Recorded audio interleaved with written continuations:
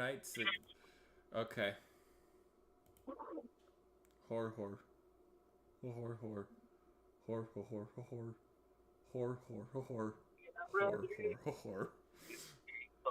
Wow, boy, are we super fucking late. Good thing. Are we ever the biggest of... Are we super late? Holy crap. Man, college football championship week goes kind of hard and crazy. Anyways, I am not alone. I am joined by my other fellow epic gamers. Hey, Yes, yo, hello. my name is Jake. I'm on the road right now, but I'm still bringing you some lovely Bay Area sports goodness. And the Shark won. That's nice. Hello, I am Nick Mann. I love college football, and it is a damn shame that the Pac-12 is going away. It's a true crime. Don't forget what they, just never forget what they took away from you. That's all I can say. I'm gonna miss the Pac-12, Yeah, thanks man. a lot. Now we have the face breaking Pitt and FSU. I'm gonna miss the Pac-12, man. I'm going to as well. Yeah. It was like, it's the one thing I will say. This conference went out with a bang. Amen. It went out with a bang. And we're also joined by our special guest for the next 2 weeks. Give it up for our very good friend, Tegan. Simply put, I am here to, as CM Punk put it, I'm not here to make friends, I'm here to make money, and I'm making $0 off this, so let's go. He's a very good friend. Making You a need to quarter of follow a him. cent. Follow his legendary hot takes. This guy subscribed to Twitter Blue. I don't anymore. Not anymore. I said subscribed in past tense. And then he got suspended on Twitter for no reason. Almost just couldn't handle my amazing takes. Musk couldn't your hot takes. It was just too much. It was just too much. It was just way too much. Too hot for Twitter. I mean, anyways, RIP Twitter, but hopefully we'll get more to that on their legendary title of L's of the Year. So I can't wait for more of that. Anyways, we've got some stuff to get into today. We have before we get into everything, big weekend in the big weekend of college football. We need to talk about some important stuff regarding the sports world today. As everybody has known. Oh shit, whoops. I just plugged Tegan's whoops. I just plugged Tegan. Okay, I accidentally just plugged Tegan's Twitter on the fucking promotion board on the tree server. Bruh. Oh no! Bruh. I meant to Oh, Neil. I'm banned there.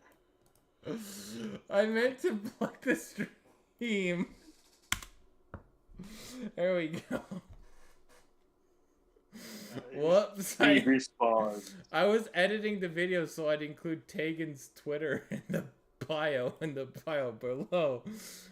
I forgot to do the same thing for the video, so yeah. Okay, anyways, so serious time to get serious. There was an unfortunate event that happened in the hockey world surrounding one Corey Perry, whose contract got terminated from the Chicago Blackhawks. And I gotta say something, I'm quite disappointed in the hockey community. Like, We're better than this. We're way better than this. Eons better than this. There is no way in hell that it is ever okay to make a false, fake headline such as the one we saw this week. For those who don't know, there was a rumor that was floating around hockey Twitter that Corey Perry had let's call it a romantic encounter involving one of his teammates. One of those teammates was Connor Bedard. That is absolutely disgusting.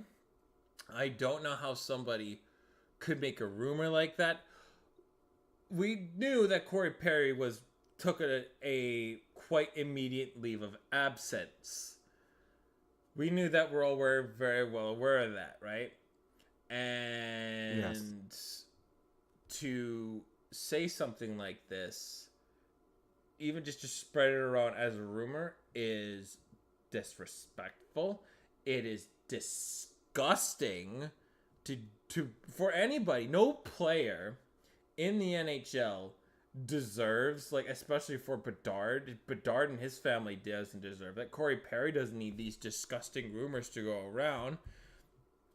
And thank goodness, I just would rather wish Chicago just straight up told everybody exactly what had happened. Instead, kind of the piece together is allegedly there was a team event and Corey Perry showed up super drunk and was super drunk in this whole process and throughout the whole process, like a team event or something on those lines. Something happened. It involved alcohol. Corey Perry's not going to go into the players assistant program to assist with his alcohol addictions, I guess, is what's going on.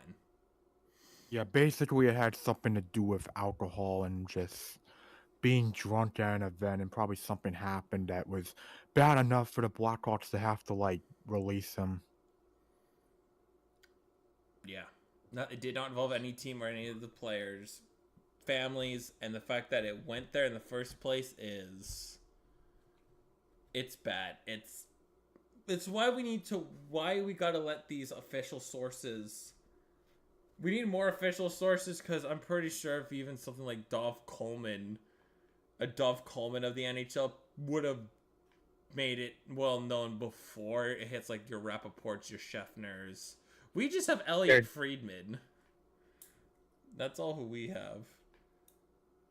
But I really hope we never see something as disgusting as we saw again. Because it's not funny, nor is it not cool. Period. Hockey Twitter, you guys gotta smarten the hell up. And I'm soon gonna say hockey treads. You're gonna have to smarten. Hockey Twitter, you're gonna have to smarten the heck up. That's not funny. The rumor mill. Yeah, by the way, I just want to say some things. I do want to say something because, like I understand that, yes, there is a way to cope, and yes, humor, even in fucked up situations, can be funny. But there's some situations where it's like, okay, seeing what happened, like hockey Twitter took it way too far with it. Like even when it was like confirmed that, yeah, nothing happened, they were still going to town with those jokes. Like like the thing like with Bedard didn't happen at all. Like even after that, it was still just jokes coming out that, oh, Corey Perry is a fucking motherfucker. That's what was still going out, and it's just, it definitely felt, it was just, there's a limit with this kind of stuff, and I feel like hockey Twitter went over the line. Lines got crossed, big time.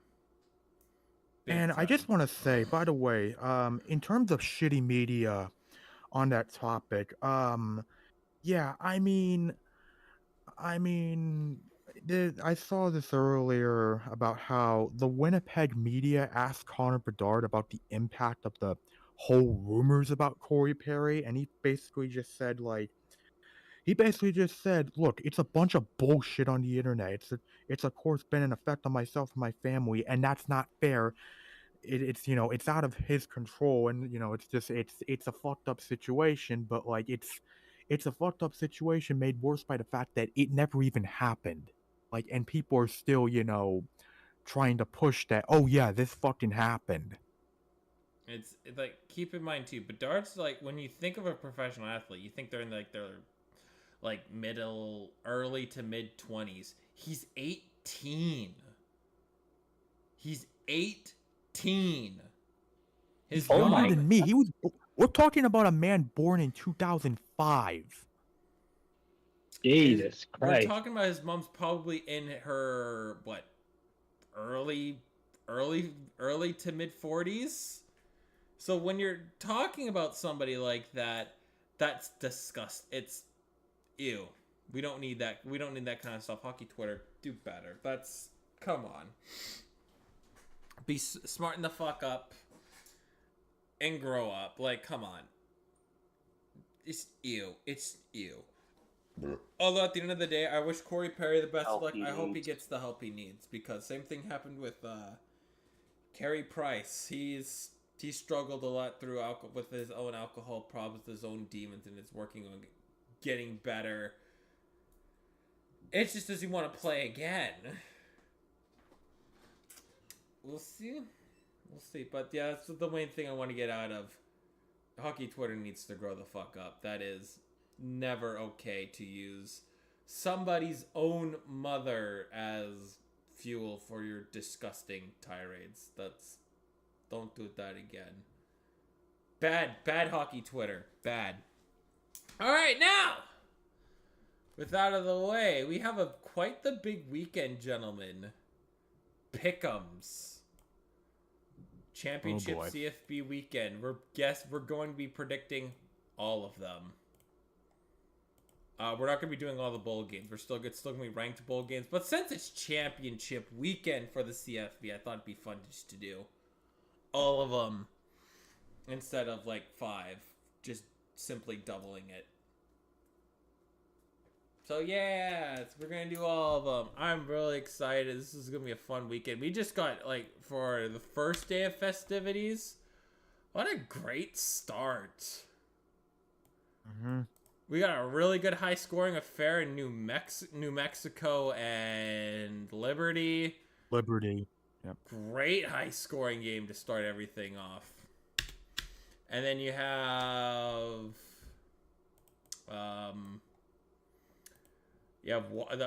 the finale of the Pac-12, which... What a great game to end it off. I would not have any other teams other than Washington and Oregon.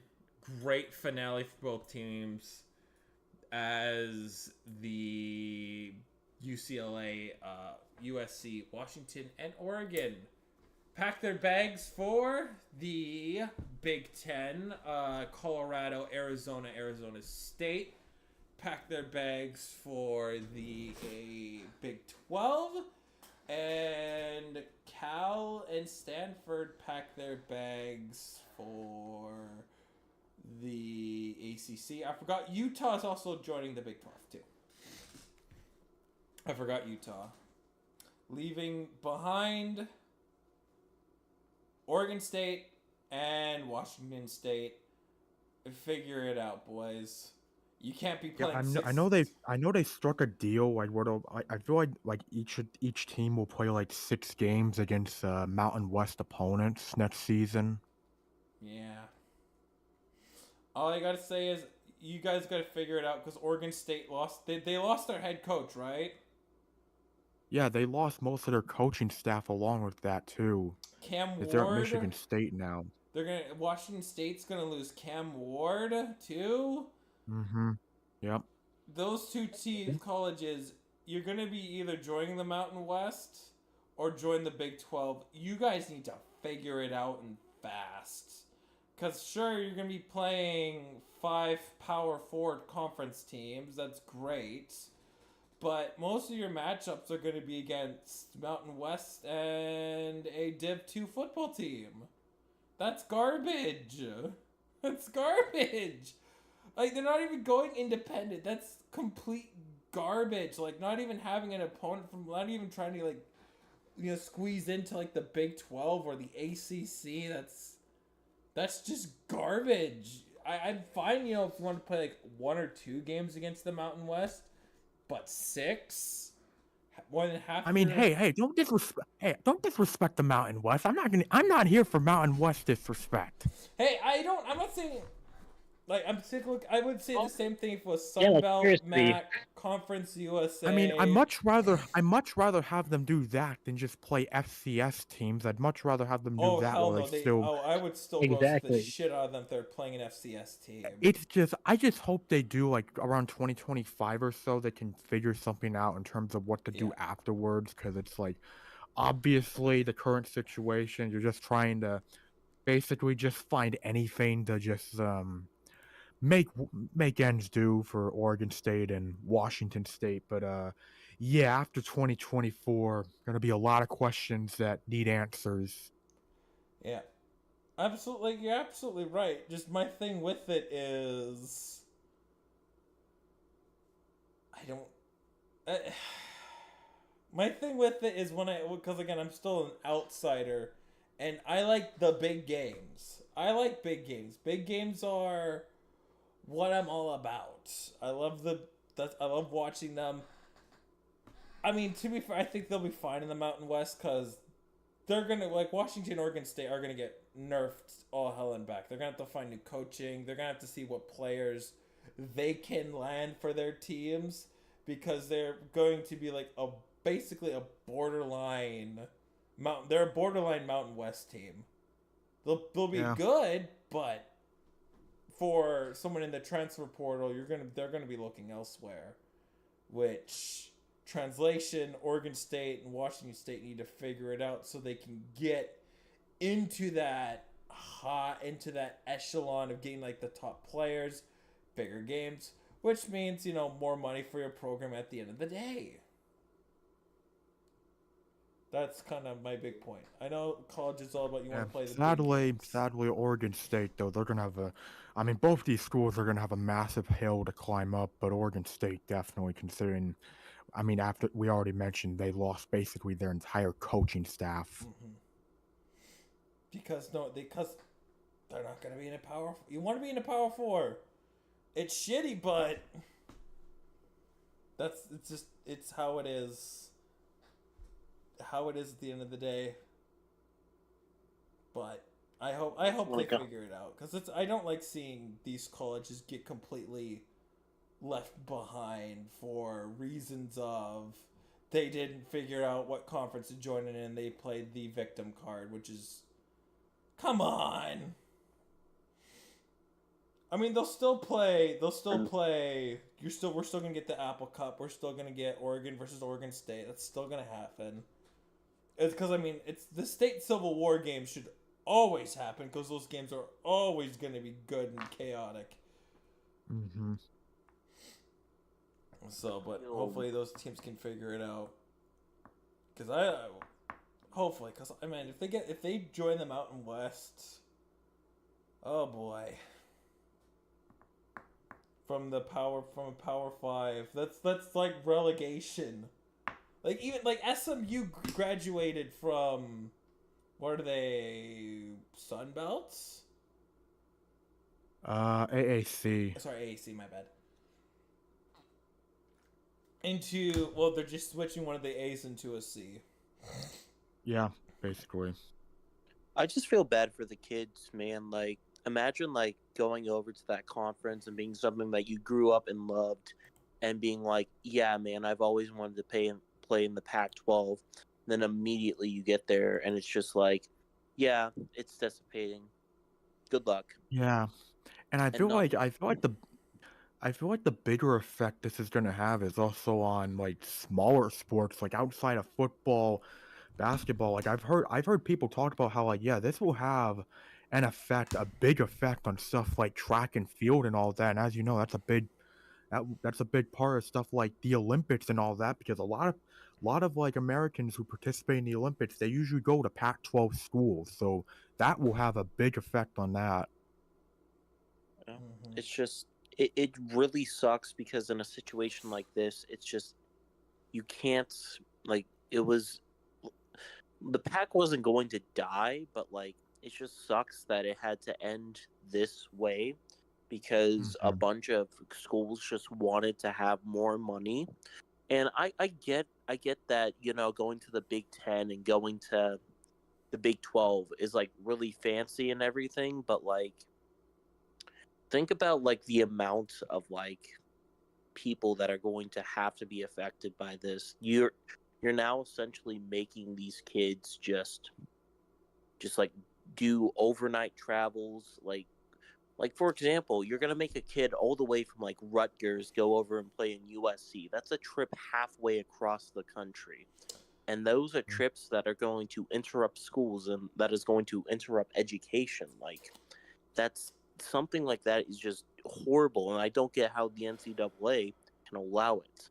I mean, if the kids weren't getting paid, I'd be like, I'd be completely against. I would really focus it on being like region conferences, but since these kids are getting paid, they're fine. Like the fact that Caleb Williams could make more money playing in college football than his rookie contract in the NFL, like that's just the highest paid college players. Some of these kids are making $1 million off their image and likeness in a Power 5 conference. Like they're making money, so I'm not against it. I still think it's completely stupid, but I mean as long as they're getting paid, then that's fine.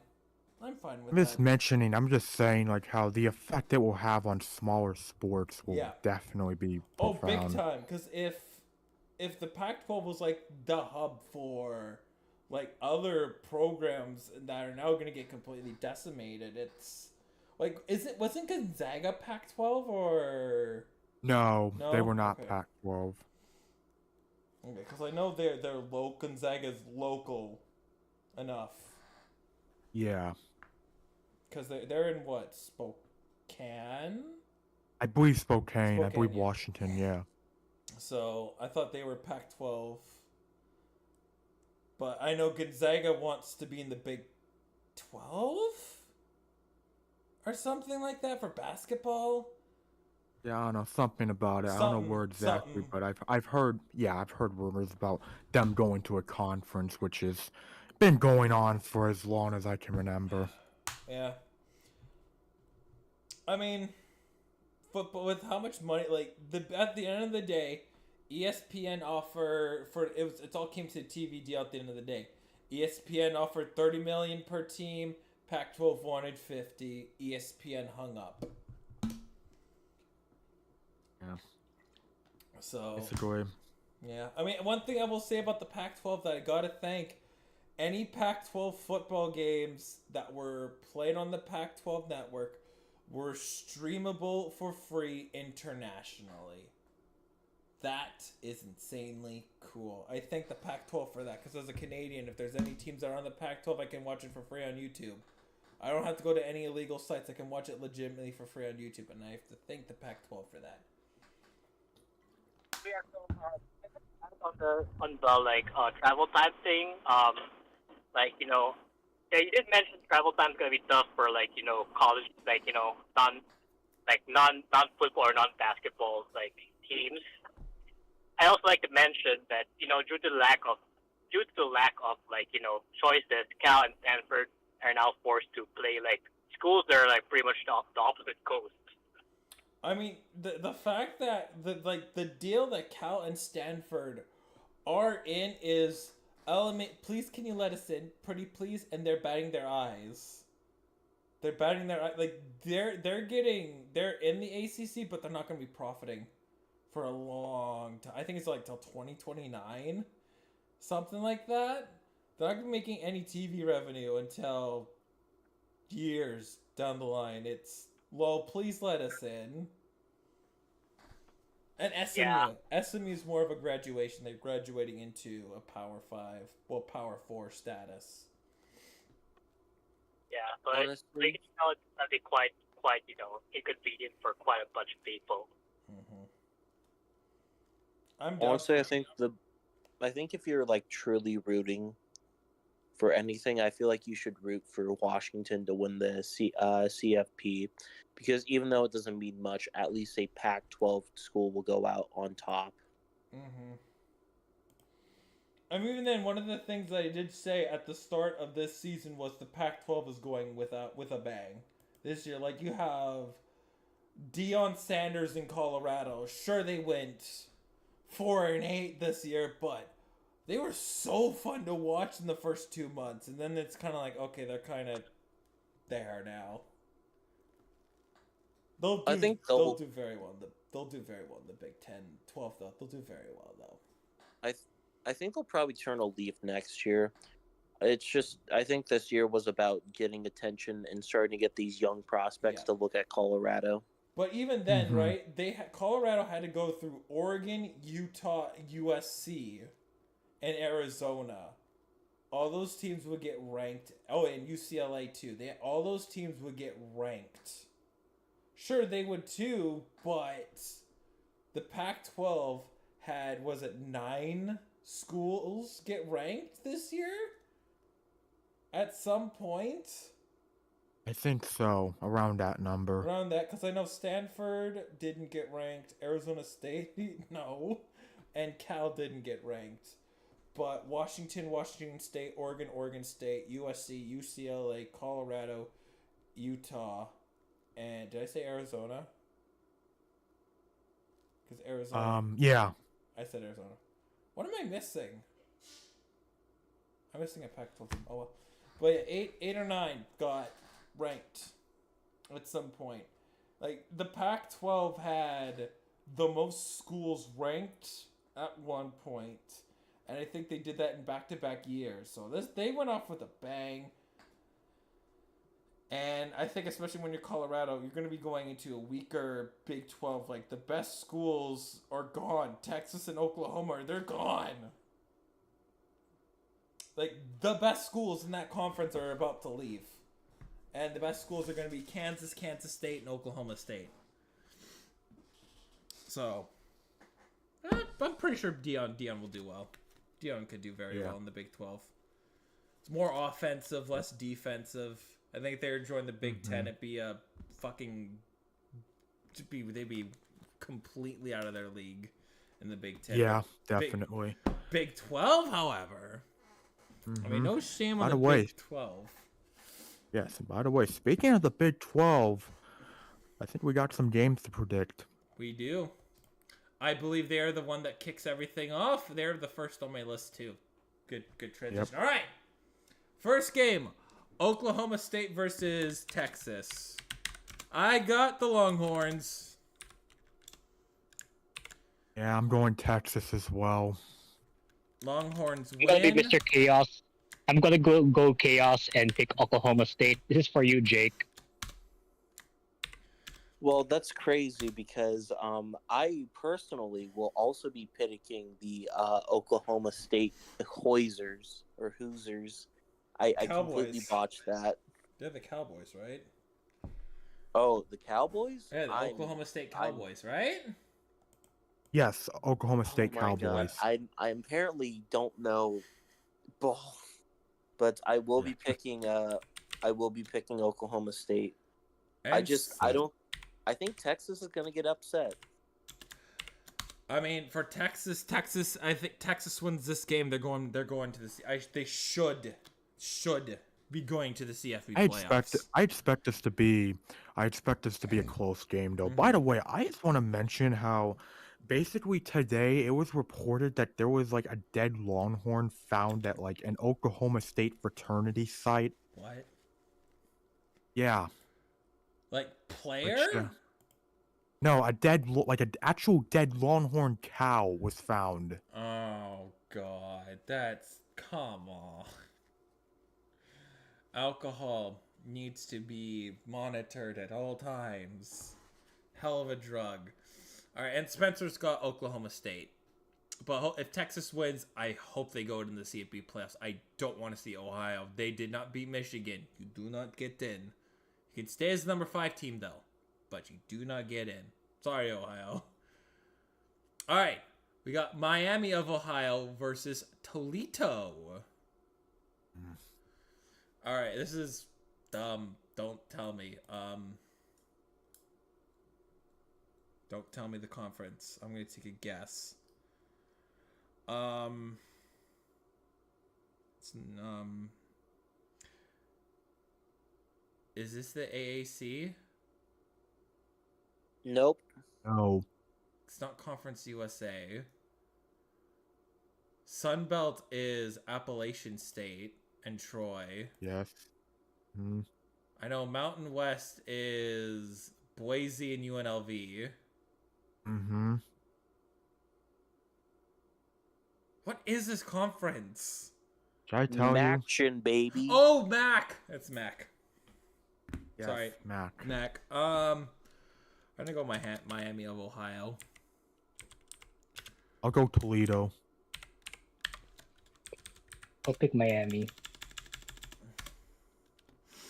All right. Cool. What are this you is going hard. for, Tegan? I think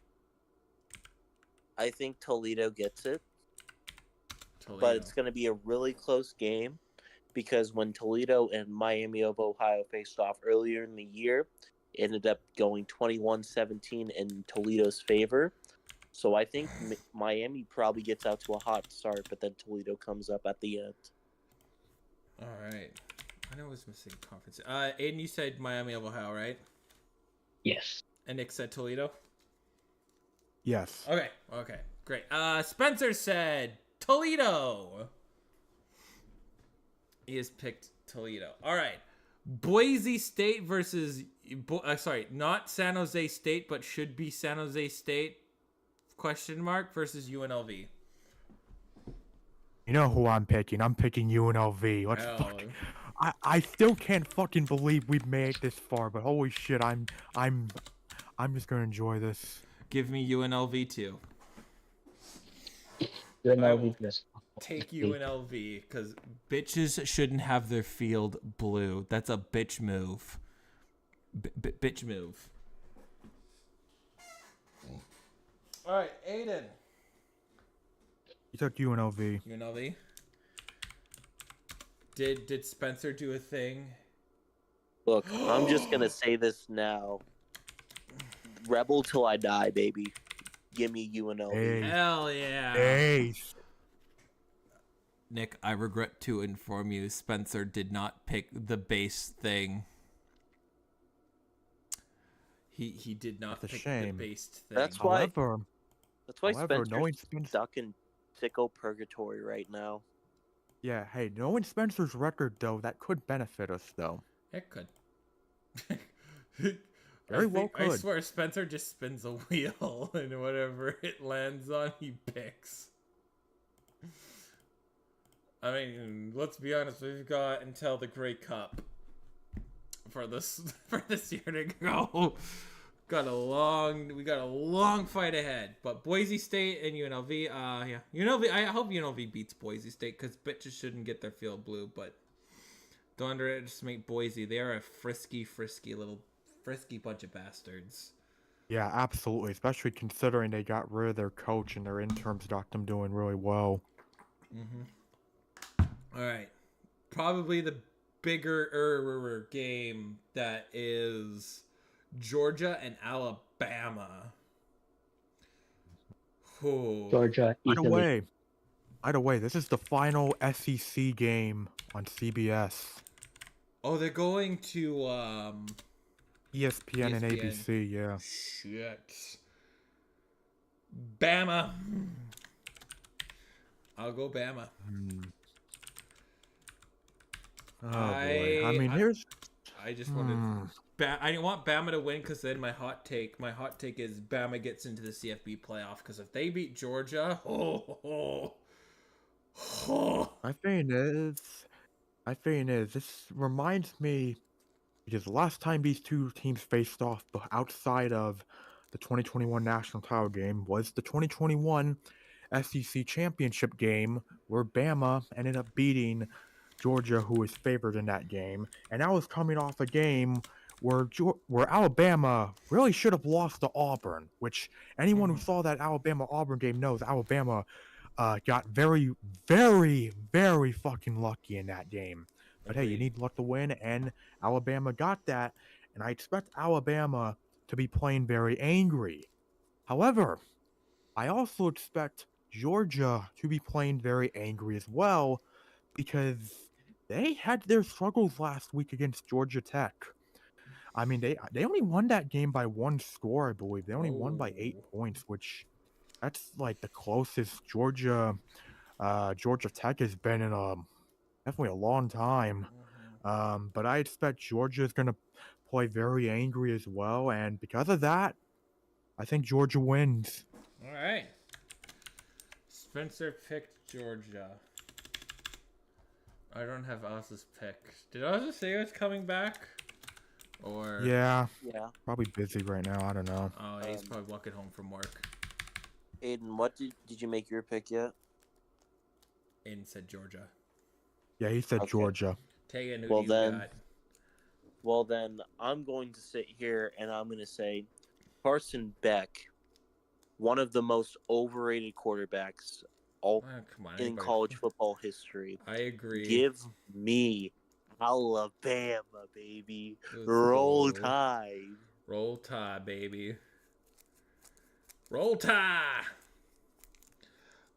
I don't know, I'm not wowed by Carson Beck, but to be fair, I wasn't wowed by Stetson Bennett, and Georgia won back to back.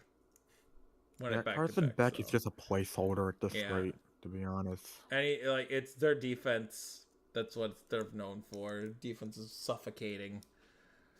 Yeah, I mean Georgia hasn't had like a top-rated, like in terms of like NFL draft stuff, they haven't had a top-rated quarterback since Matthew Stafford. Yeah. All right, SMU Tulane. I'm gonna go for the grad. I want to. I don't know about this one because This is a toss-up one.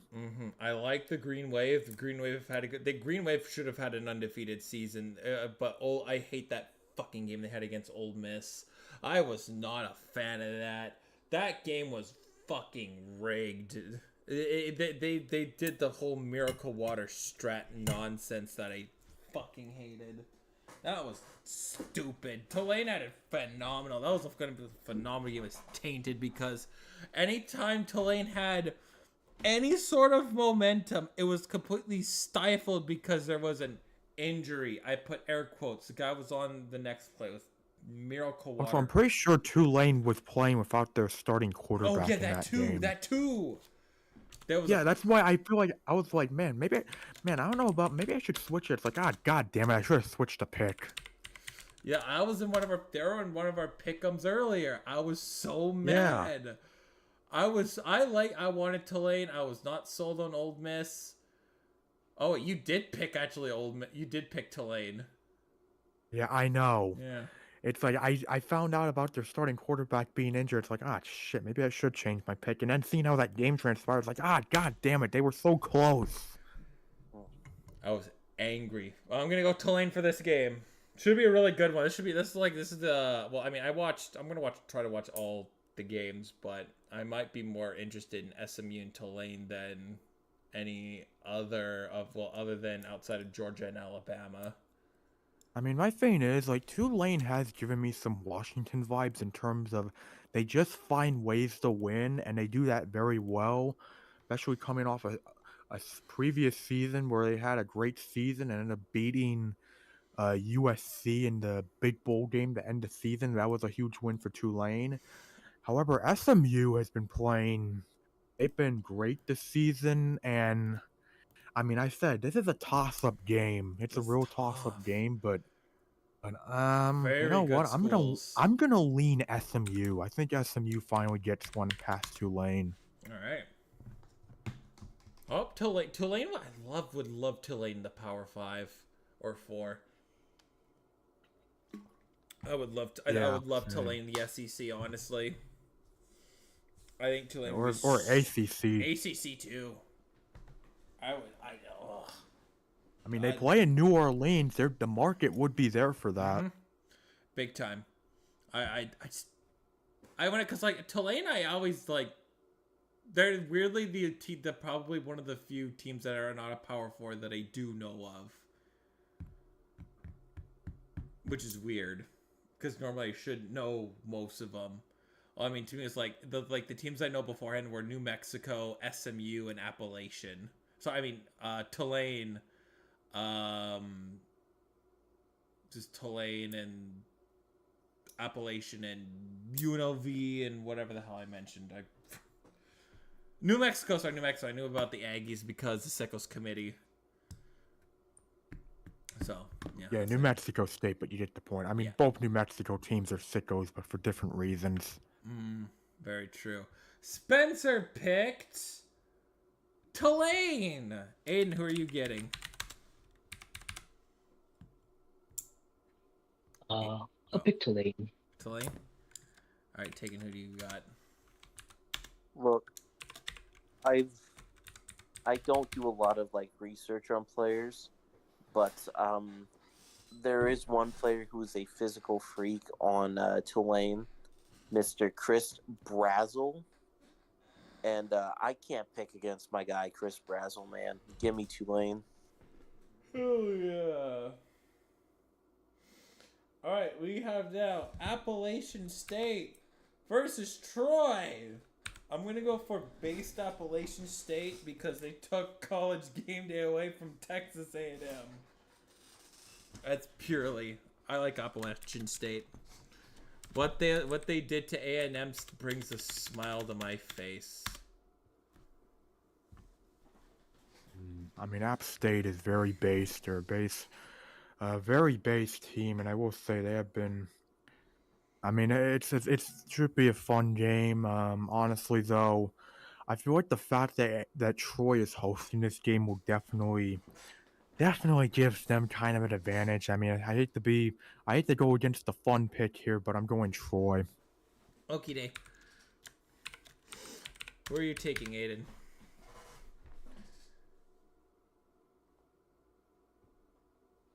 What are the teams again? Appalachian State versus Troy. I'm gonna go App State.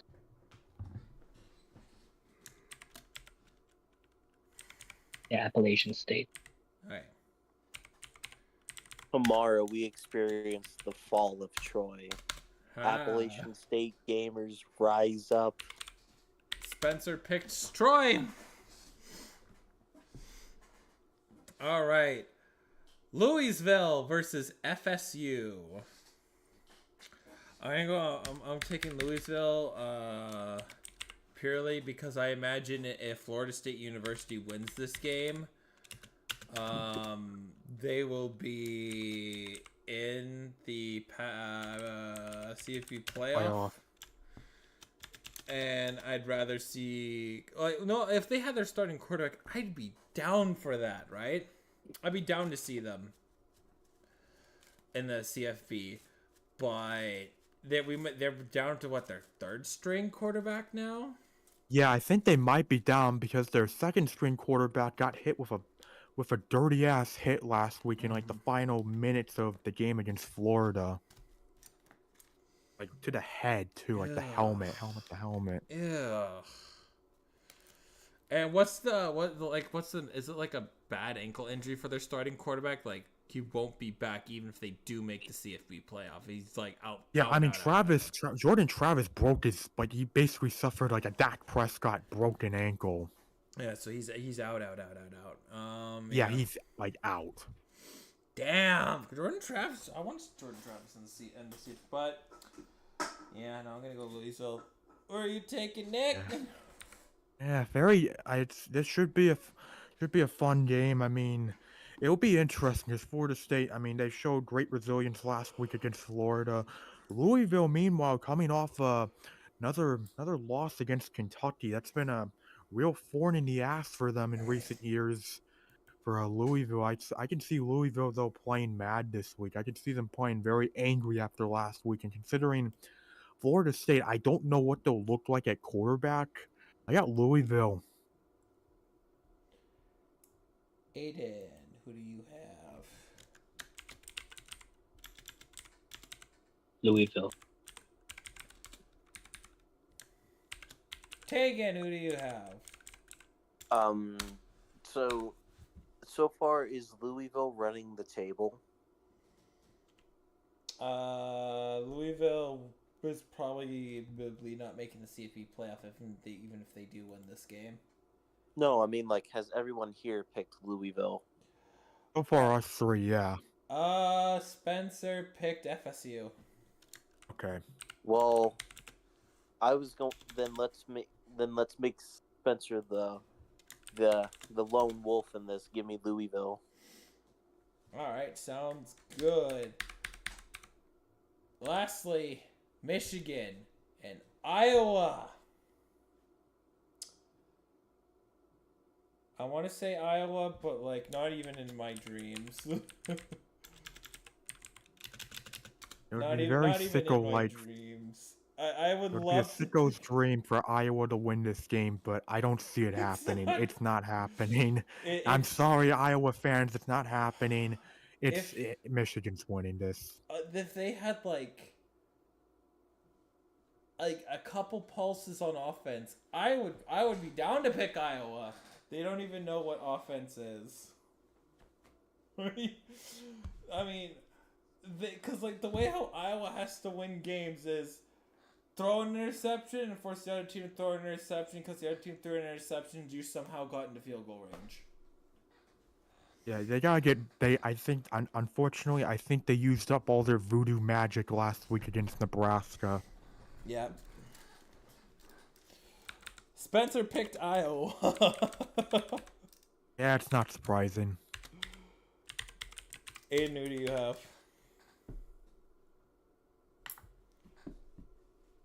Tegan, I am very sorry. Michigan. Tegan, who do you have?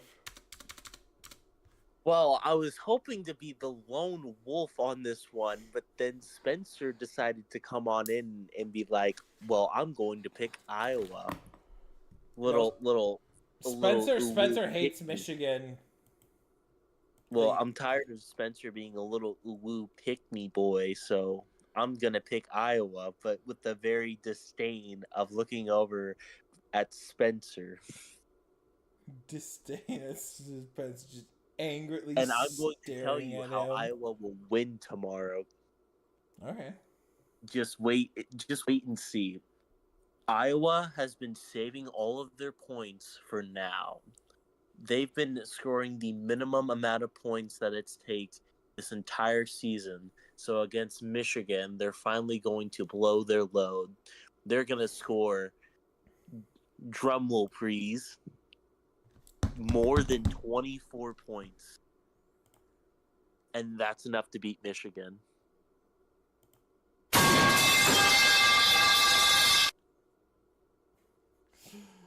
Oh yeah, I want to see Iowa win because it's pure sicko-ness. And it would throw like a giant wrench into the CFB playoff plans. Even though they have like a 93% chance of making it in. I mean, it should be 100. I'd confirm them like right now, but I'll tell you this: whoever wins this game's going to the CFP. even if Iowa won, I don't even see that happening. Oh, they could pay them to put them in. I mean, all you have to do is just delete the SEC, right? SEC, like, who the hell wants to see a third string quarterback? I'd add Washington and Oregon. Delete the Big 12, because we already have a 12. It's called the Pac-12. You can wait your turn for next year. Tell Iowa State they cheated, or some shit like that. Michigan already doesn't make it in because they cheated. There you go. That's how Iowa makes it in. Because then you get Washington, Oregon, Iowa, and I don't know, Notre Dame or something like that. No, not Notre Dame. Tulane absolutely destroys Oh yeah, Tulane. SMU, and then they're bumped up to 4, making the playoffs. Washington, Oregon, Iowa, Tulane, giving us a Tulane, Washington, Oregon, Iowa matchup. Let's go. And then Washington and Iowa in the finals.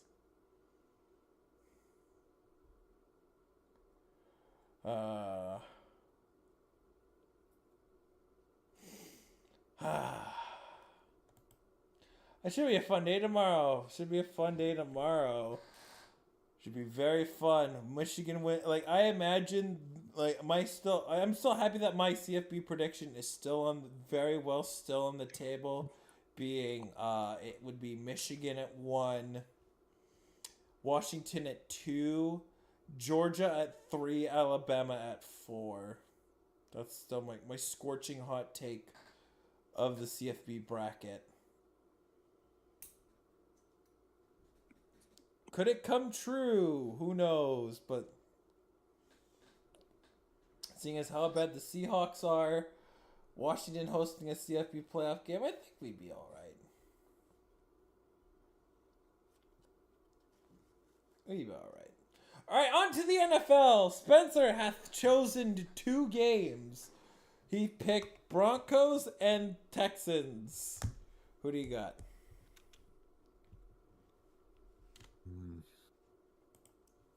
Yeah, Denver just keeps finding ways to win. Texans are one of the most fun teams in the league to watch right now.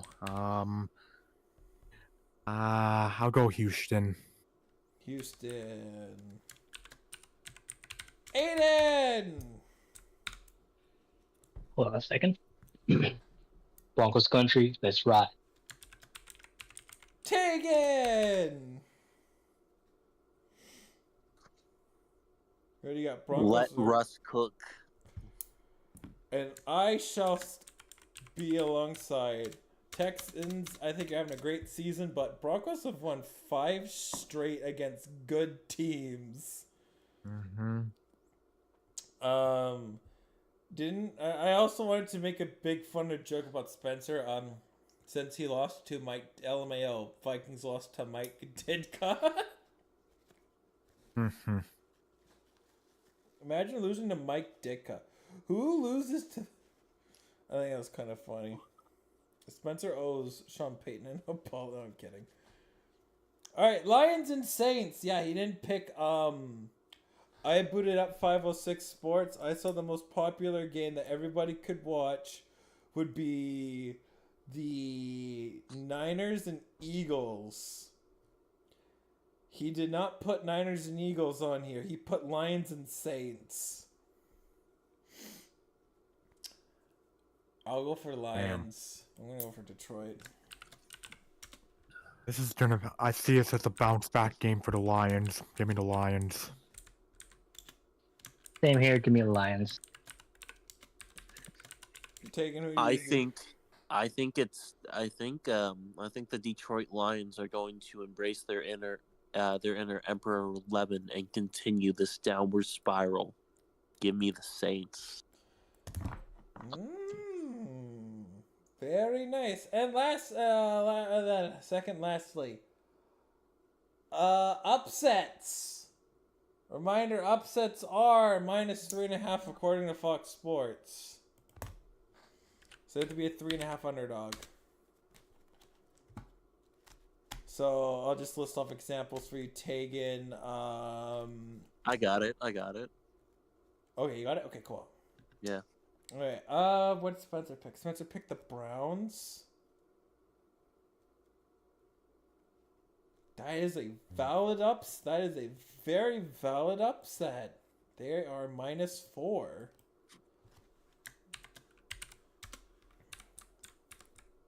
Joe Flacco starting this game too.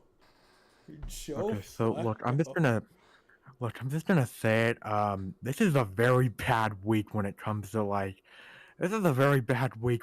decide on an upset here. Give me. Fuck it, I'll go Browns too. Give me.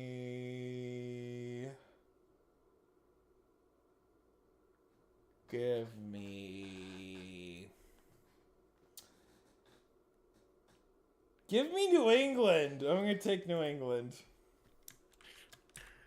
Why New England? I don't know. 'Cause Brandon L. Staley will have. Staley's He'll make fucking- Justin Herbert throw the ball backwards the entire game. I don't know. Yeah. You never Basically know. something like that. You know what? Fuck it. For my upset, you know what? Screw it. Joe Flacco, I trust. Please, for the love of God, deliver this, Joe. Browns over the Rams. He didn't even play preseason games. Yeah, I know. I just love that Cleveland is having to rely on Joe Flacco They in have 2023. PJ Walker. What are they doing? They have PJ Walker. I mean, I know PJ hasn't exactly played well, but god damn, it's so funny that Flacco has to be their savior now. That's funny as hell. It's hilarious. Mm. Taking who you got for your upset?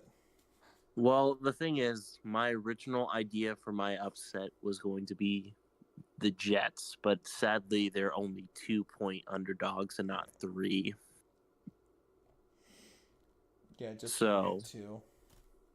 So, I think I'm gonna go with a sneaky little pick here, and you know what? Wait, who do the Giants play again? I think they're on their bye week. They're on their Oh, bye really? week. My bad then. Well, I guess in that case, give me the Browns. The Bronze. I'm the only one that's just... Wait, no. Give me the Cardinals. Give me the Cardinals over the Steelers. Alright. Arizona over the Stallers. Okay. Great. Now we have our wild cards. They can be anything. They can be absolutely anything. Give me... I'll take I'll go Colts and I'll go Niners. Were you about to say Giants? No, I was about to say Eagles. Oh wait, no, I think I was about to say Jets. I was about to say the Jets. By the way, let it be known, the only reason the Falcons are only 2-point favorites over the Jets is because Arthur Smith is their head coach. Yeah. Which is the only reason why. Alright, my predictions. I'm picking these games because you know what, they're more evenly squared in terms of their odds, and I also get to see them. So I'm taking Niners over the Eagles, and I'll take the Chiefs over the Packers. Ooh, I like that. Aiden, what is one of your wild cards? I know the other one. Yeah, I'm sure you already know I'm picking the Niners. I know your Pick the other Dolphins too. Pick the Dolphins. one. Alright.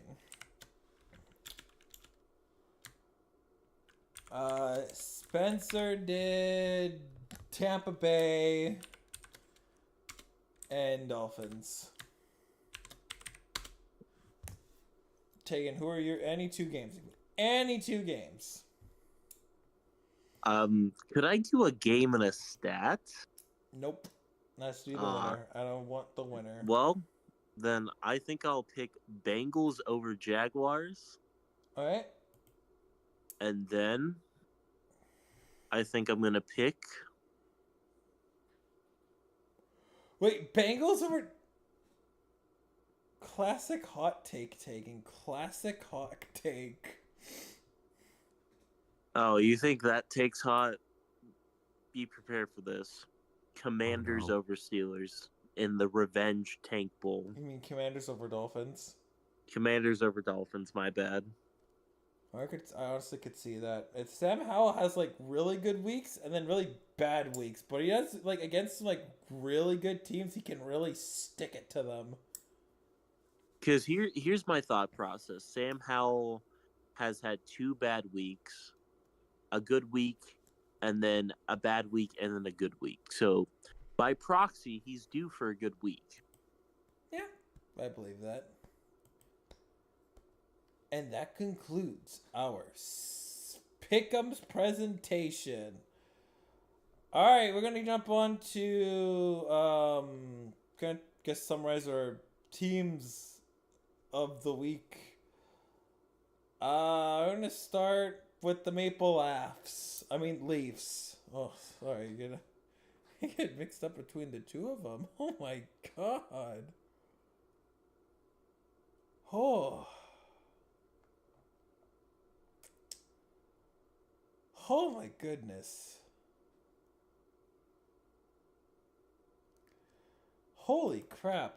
Yeah, the Maple Leafs, yeah, we're not making it past the first round of the playoffs this year.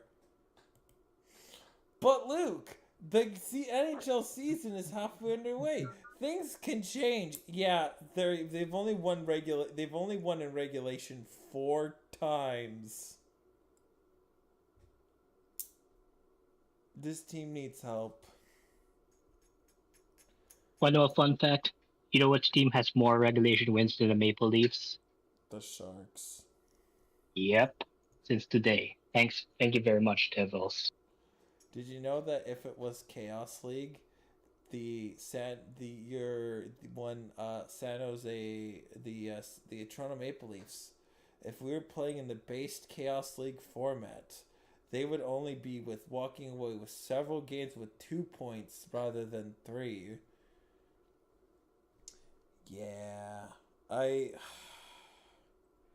it feels like Matthews, Marner, Nylander, Tavares have to do everything, and then there's everybody else. Although third line's getting better, it's just, I mean, even against like the Kraken, they forced overtime. Had to force a shootout.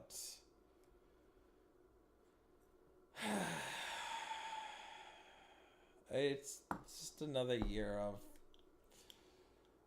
It's not like I know we're gonna make the playoffs, but like I feel like I already know what the result, is. And that's what makes me unhappy about the current trajectory of the Leafs. Because I know they're better than this, but are they? That's just my thing. Canucks made a good trade for Zadorov. They stole Zadorov from Toronto because Toronto was in the bidding process. Canucks didn't have to pay that much. They basically have acquired money in their cap space, got a 5th round pick that they gave up, and they had to only give up a 3rd. So I'm fine with that. And they're looking at thinking to get Ethan. They look like they have enough money to get Ethan Bear too. So they'll have a much better defensive lineup, and we're just waiting for Carson Soucy and Huey Suter to get back, and I think this is gonna be they're gonna be really, really good defensively, which is gonna help Thatcher Demko only out a lot more. And then Brock Besser's having himself one heck of a season. The fact that we all thought we never looked at Besser as like a top goal scorer, as like somebody who could score like 30 plus goals a season. He's halfway there, or almost halfway there. He could hit 40 goals this year, and I'm so happy to see Besser do so well.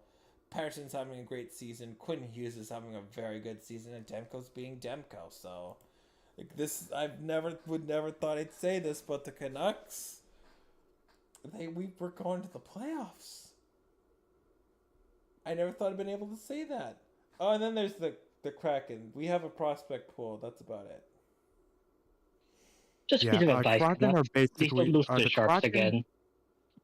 By the way, the Kraken are basically just opposite Leafs because the Kraken just lose every overtime game. Yeah, we force overtime, don't win those. But at the end of the day of the Kraken, they have a very good prospect pool that they're not quite ready to tap into. I think year 5, year 4 is when you're going to see the Kraken be a really, really, really, really, really good team. Year 4, 6, I think that's when the Kraken go absolute ham. But not yet. Not yet. We still need some time.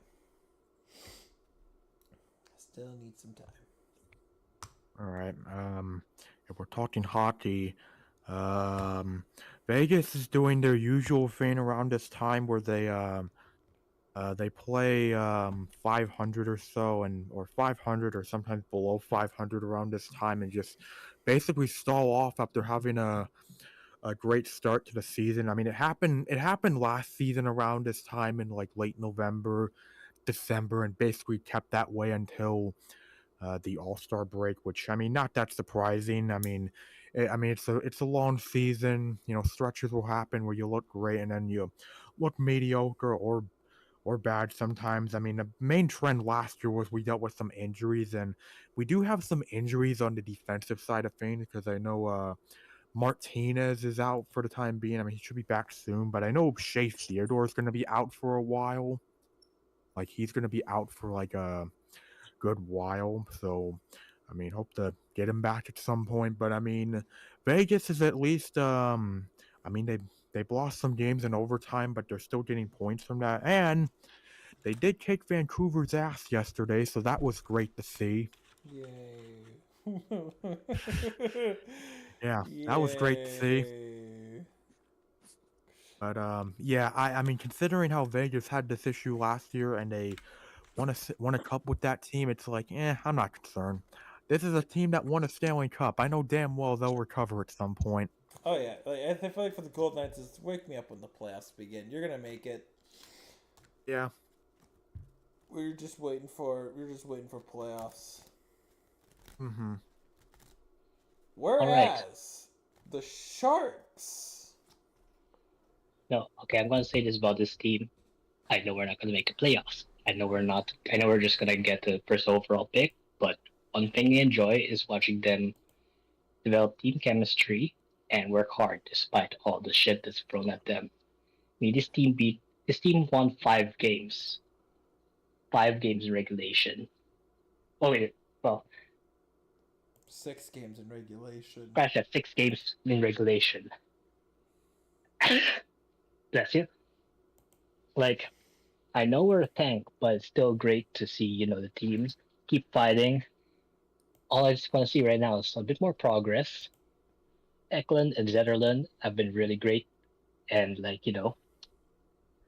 say the Zetterlund being a baller kind of helps justify the Meyer trade a bit, especially given how Meyer has been hot and cold in New Jersey.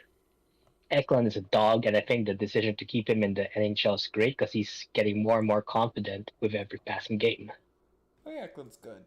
My thing What else? though is I don't think we mentioned this last week, but we have the Oilers and giving you Jack Campbell. The deal that I'm hearing that I think was reportedly way too much for Edmonton you would trade a Mackenzie Blackwood for Jack Campbell, a first and a third. My opinion, that's way too much for Edmonton. That's a king's ransom. Because Blackwood, I mean, when the Sharks get fully competitive, and they will, I don't think Mackenzie Blackwood's their netminder. Mackenzie Blackwood's a placeholder. You sold him for a third, and you get a first for acquiring Jack Campbell's god-awful contract. That's how I kind of broke it. That's how I kind of broke it down. But I don't think Edmonton's gonna do anything like that. They're gonna have to find something from within. But I will say, it would be a very Oilers type of move to make that trade. It would be. I would do 2 seconds, but I don't think they wouldn't get the. They don't have their second for this current year. And let's look at Bakersfield. Let's have a look at Bakersfield. How good is their legendary goaltender? Jack Campbell. What are the stats? What are the stats? Player stats. Jack Campbell. Oh my god, that's horrible. Even Calvin Pickard and Oliver Rodrigue have a higher save percentage than Jack Campbell. Jack Campbell's at 894. Oliver Enrique is at 942. Calvin Pickard is at 93.9. Wow. Yeah, Jack Campbell's not doing so well in 6 games in Bakersfield. Like, he's been better, but he's just... Ugh. Although, to note, Jack Campbell does have 1 shutout under his belt. So... Yeah, I did hear that he had a shutout at some point, so at least he got that. Which is, good for him, absolutely. Is really good. Who was it against? It was against, Henderson. Damn. Henderson has been doing much better this season, but I guess Campbell had to figure it out at some point. He should. I mean, we'll see. We'll see if he can keep this up, but... I do want to say, before we get to the next topic or more of our teams and all that, I do want to say, looking at the NHL, yeah, I hate to say it, but New Jersey might be fucked this season. Like, this season is looking like one of those seasons for the Devils, because their goaltending has regressed badly. It's regressed back to pre-2023 form. And I saw, like, during the game, I saw, like, on the ESPN ticker that Dougie Hamilton tore his pec. Oh. So, And is Jack Hughes back? I'm not sure. I think maybe he's back. I know he did have an injury. I mean, he might be. Let me see. Where is he?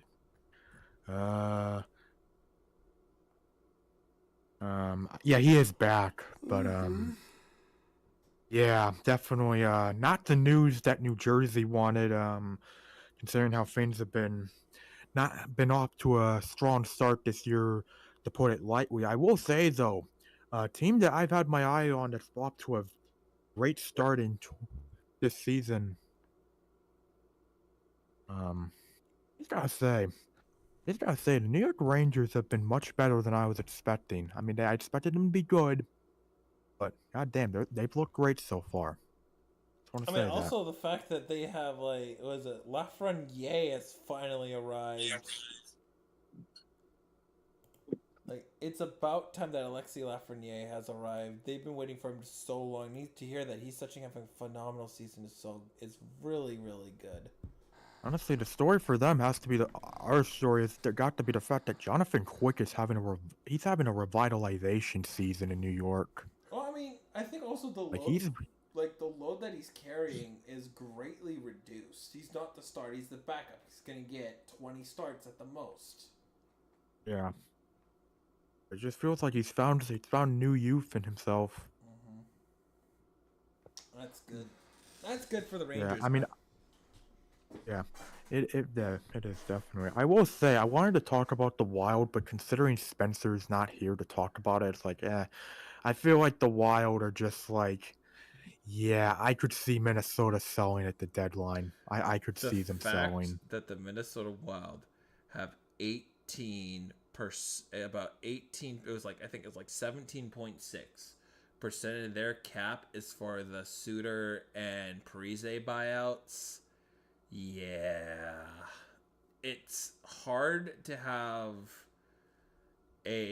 build just a competitive hockey team, especially when the cap just hasn't gone up at all in the past 3 seasons. To have to deal with that dead weight, it's gonna be damn near impossible to have a competitive hockey team, because $14.7 million, that is 3 players that they could have on that team that could be impact players, and I think that's what's holding Minnesota back. It's those buyouts. Yeah, and it will continue to hold them back until after 2025.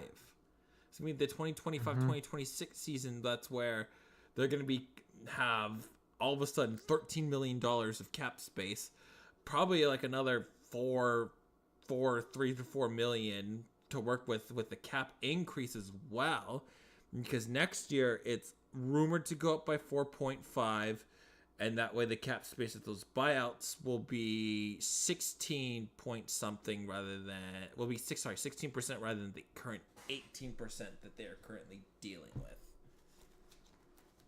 Yeah.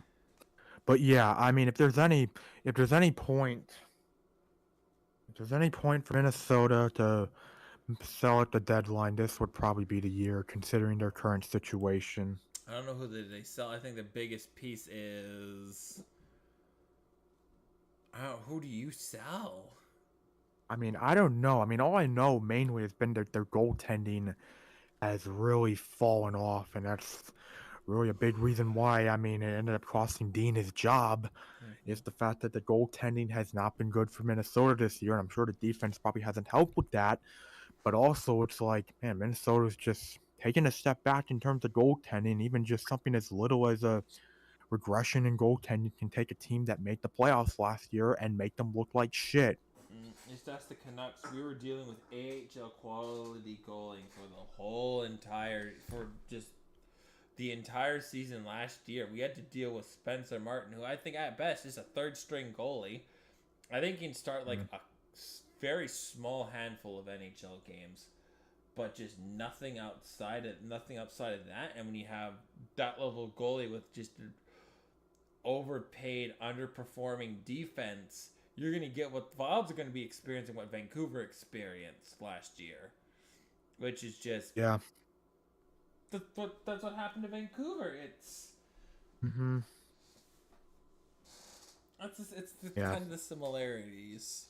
And I mean, I hope Minnesota turns it around, but I think you might have to, if somebody asks for your big boy, I think you might have to, if you really want to just commit to a full-blown rebuild or a 2-year roster reset, I don't know what you can sell. Yeah, I don't know. And last thing I will say before we move on from hockey, Columbus looks bad for another year. Things are still not clicking for Columbus. And I just want to say, I will be surprised if DJ Smith makes it into the 2024 calendar year as the coach of Ottawa, because Ottawa's looking bad. I like hearing this every year. Ottawa's supposed to take a big step forward. They don't. It happens every year. I feel so bad for Ottawa. Yeah, especially with new ownership, I don't see them lasting. Nope, they want to win. Or at the very least, get their guys in there. Yeah, that's what I hope Ottawa figures it out, because I want more good Canadian teams. I mean, Montreal soon's going to be at that stage where I think they're going to need like 2 to 3 more years with rebuilds, because I mean, unfortunately with hockey, it's like baseball. They take a long time because most players aren't NHL ready until 22, 23. They're very, very, very rare that they're ready by age 20. Very, very rare. Well, I assume that it's my go, but go for. I think we're gonna head to the NHL next. NFL next. NFL's next. No, I was just gonna say, y'all didn't expect me to have at least one hockey topic. What? Go on, my friend. Go on. Sure, go on. Granted, it's not what you guys all think. However, I will say this: the fact that Arizona State's hockey team is called the Sun Devils, and the fact that their hockey team is like not bad, should be an indictment to the game of hockey itself. And just because of that, I think the cancellation of the Pac-12 is justified. I know, but usually for me with college, with hockey's so weird for college levels, because I mean, don't get me wrong, just like Finland's hockey program, they got so much better. Like Finland's hockey program is like 1,000 times better than it once was. Like Finland's got a very good hockey pro. Like Finland, Sweden, that whole area. They have a very good hockey program. Like there's like some studs coming out of Europe, but most when I look for USA development, I mean they're getting better, but mostly it's when I look for like really good prospects, I'm usually looking at the CHL, Canadian Hockey League. Fair. Still, I'm just saying that I think that since you're called the Sun Devil, you should not be allowed to have a hockey program because that goes against your entire team's logo. But Because Tegan, there's the Calgary Flames. Exactly. Yeah, that's another thing. They shouldn't exist either. Are you dissing the Jackson? Are you dissing the one-time Chaos League Stanley Cup champion Jacksonville Heat? You know what? Yes, I am. And our minor league affiliate, the Chilliwack Heat? Yes. No. You know what? You know what? I'll say it too. I'll say this too. I think that the Connor Bedard hype in Chicago will die out within a year once the Bears are good again. Dude, I'm telling you, Connor Bedard's the next mayor of your city.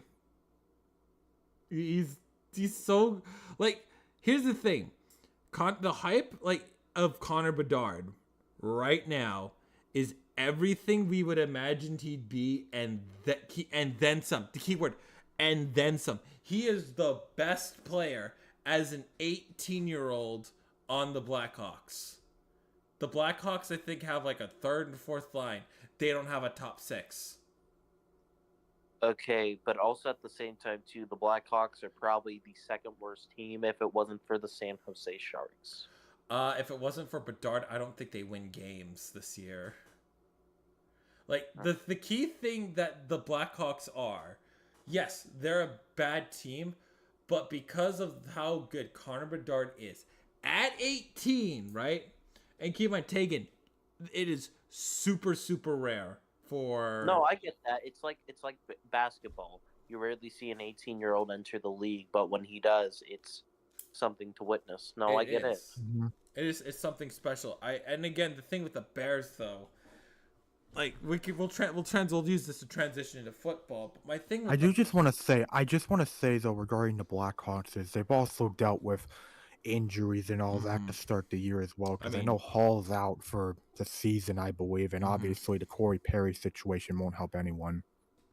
Yeah, I mean the two big pieces that they have right now is Korninski and Bedard, and they're gonna have a lot of their prospects join them at their last 10 games of the season because they need to play a minimum of 10 games for a year to count on their contract.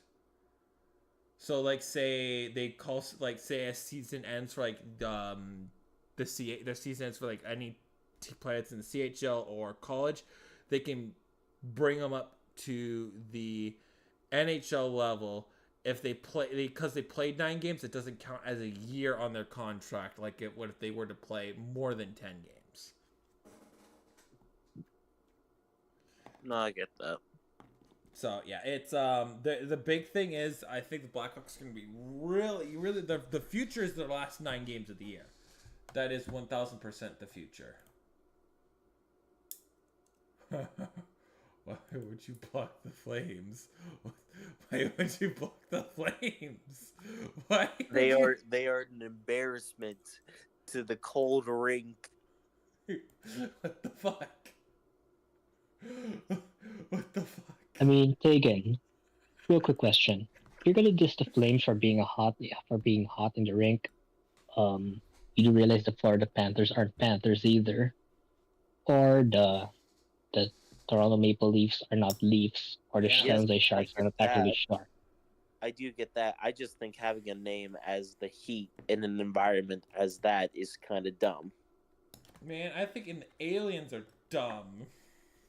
Hey, Also, we do not diss the almost NHL champion Alaska. Acronage Aliens. The Alaska Aliens, or their minor league affiliate, the Anchorage Outlaws. The By the Anchorage way- Outlaws. No, By the way, don't forget. the Calgary Flames used to be based in Atlanta. That's why they were called the Flames after the burning of Atlanta. Now they're called the Calgary Lanes. Ha! Personally, I think Calgary should move over to Atlanta, and we should bring back the Thrashers. Or we just expand to 48 teams and Thrashers come back naturally. No, dude, the NHL could not be able to withstand that. The problem is, like, you take teams away from Canada, there'll be a full-blown riot.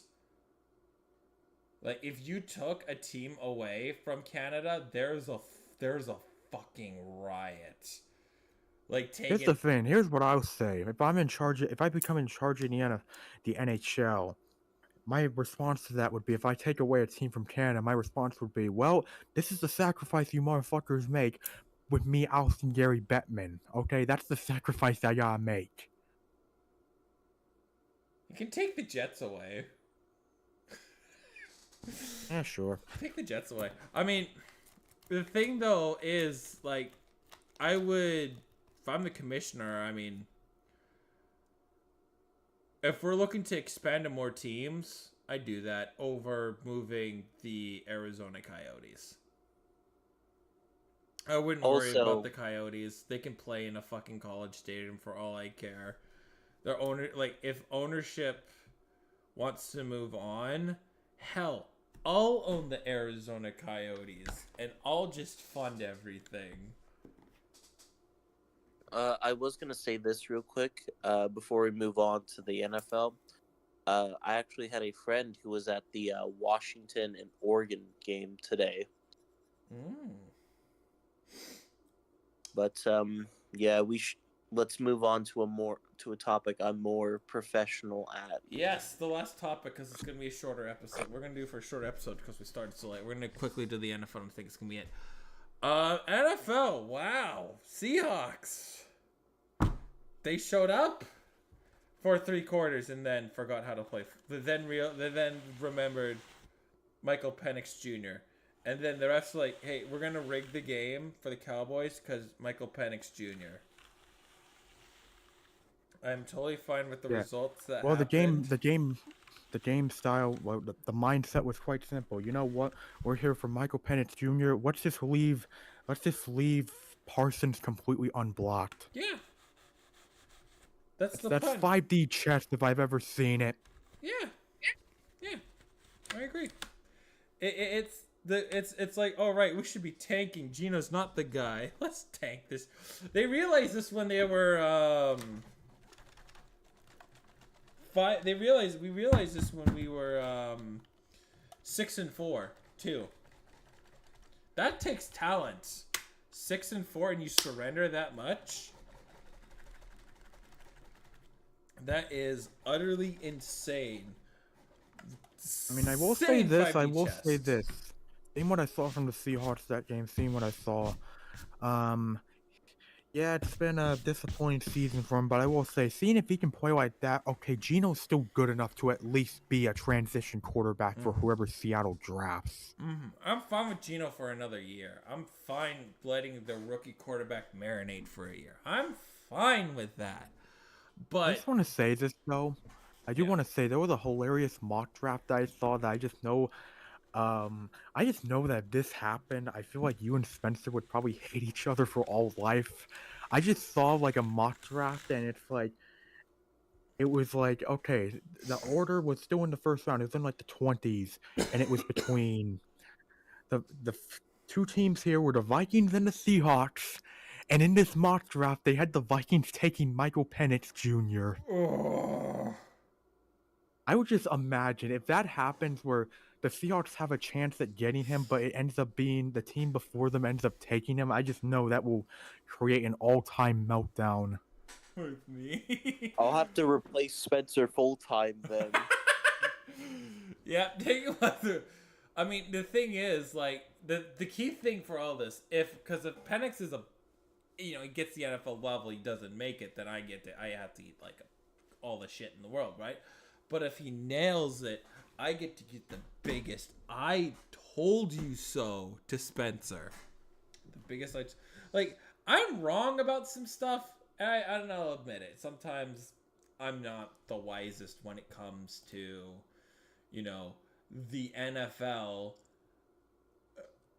as a whole, right? The fact that, if I'm ever right, I'll let you know that I'm right. I'll let you know that I'm right. But yeah.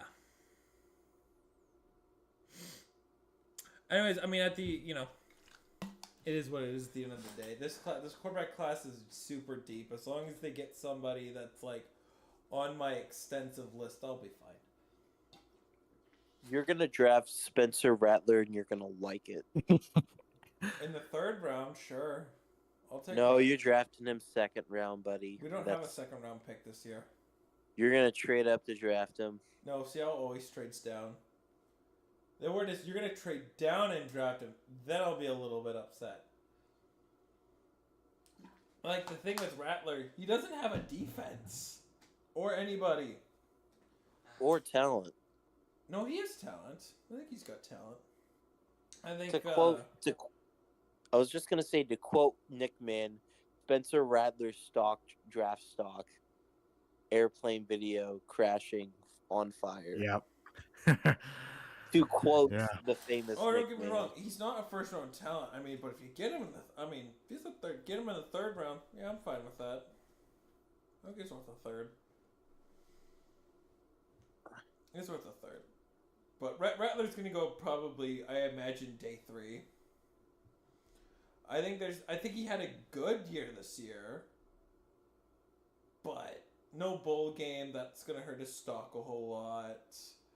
But he had some impressive games. I like how he did against Georgia.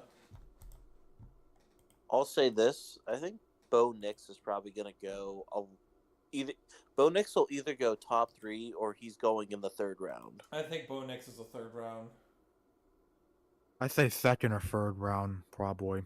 No, I don't think there's no in between. I think people are gonna be blinded. The thing to me with Bo Nix is I don't even think he's top 5 in this class. Well, here's my thing with the quarterback class, because I mean, the top guy is still Caleb. I mean, there's talks about whether Drake May has a shot at overcoming him, but I don't see that. And that's why right now the battle for second place is Drake May and a rising Jaden Daniels, whose draft stock has exploded as of late. And then I feel like fourth is probably Penix, and then fifth would probably be either JJ McCarthy or Bo Nix. That's where you get to him. JJ McCarthy's had a good season, but the thing is, I think JJ would need a lot of time because most of his success at Michigan has been pounding, like with big games, is pounding the rock. And in the NFL, I mean, Michigan plays a smash mouth offense, but I will say that Ohio State game, like JJ McCarthy made plenty of massive passes right there. That was he was honestly like, I mean, Michigan won the trenches again, but that was like the first time I feel like Michigan's won the trenches with the passing game. I just think that JJ McCarthy, I feel like he's been heavily carried by that Michigan defense. That's after all my thing with you McCarthy. don't, and I get you have to come up in big games against Ohio State, and he did. But like, if I had to like compare like JJ McCarthy to like a current NFL player, I'd probably just compare him to Brock Purdy, where all he has to do is not turn the ball over, and he wins. Yeah, true. That's true. Like, my big thing is, like, the thing that kind of makes me go just a little bit sold off of JJ McCarthy is the game against Penn State, where you're sure he did well against Ohio State, but Penn State, he only threw for 80 yards. I mean, to be fair, I will say, I mean, yeah, that wasn't a good game from him. However, the play calling, I mean, that was the first that was the first one where like their OC took over because of the Harbaugh suspension, and he really did not call any passing plays in the second half. That's kind of my thing. That's kind of I know I can understand with that, but I mean, to be fair, we're gonna have another really good look at JJ McCarthy once the CFB playoffs hit. And then also there's Jordan Travis. Like Jordan Travis draft stock might also fall graciously to where a team could realize he needs some time to heal. We can let him study the playbook and let placeholder play. Yeah, it's a for shame because Travis could have been battling for that 5th spot, but unfortunately that injury's probably derailed it. The big question though, is this injury enough to derail him to the third to past top 50 to below the top 50? Because if you're still in the top 50, you're set. You're like that's the what that's the lottery number is. If you're a top 50 pick, that contract is fully guaranteed. It is worth millions and millions of dollars. Whereas if you're in the third or fourth, you're not your contract is worth $1 million and it's not fully guaranteed. I'll say this: Andrew Voorhees was a projected top 10 pick last year, but then he tore his ACL and he got sent tumbling all the way down to the 7th round. So what position did he play? He played left tackle. Oh shit! Is he still in the NFL or is he out? Yeah, he's on IR this year, but essentially a major injury like that. I think a lot of teams are starting to notice. Granted, he may have tore his ACL like during the combine, but still, like he got combine. Yeah, but even then with the FSU quarterback, like his injury was bad. It was very bad. I don't think that's something you can necessarily come back of. Well, like not necessarily at least this year. season. Like it could be something where he sits for like the first 10 games of the year. You let it by then it should be at least fully healed, and then you can come back. Maybe a Hendon Hooker situation then, because he just got back to practicing after tearing his ACL. He's Detroit. Yep. Yes, Detroit. Okay. Yep. I don't know. And to be fair, third round quarterback. So like, are you gonna make it? Are we willing to marinate you for 3 years, or are we gonna move off of you after 2? I mean, that's what happened to Will Grier. He's been bouncing around. That's gonna happen to most of these teams. It's gonna happen to most of these. Yeah, teams. Maybe Malik Willis probably as well. He's probably done after this year. I heard some weird mock drafts. The Titans take another quarterback this draft class, and I'm like, are you? I would laugh if that happens. Because they wasted an early second round pick on Will Levis, whereas you can get like a contributor on anywhere inside the ball in the second round. Ooh! Speaking of rookie QBs, I did want to at least bring this up real quick. We have currently gotten to a state of the NFL where an undrafted D2 rookie quarterback was playing better than a guy who was drafted first overall from a Big 5 school and has won a national championship. Actually, that's a good transition because I think we can talk about the Panthers. Yeah. Carolina.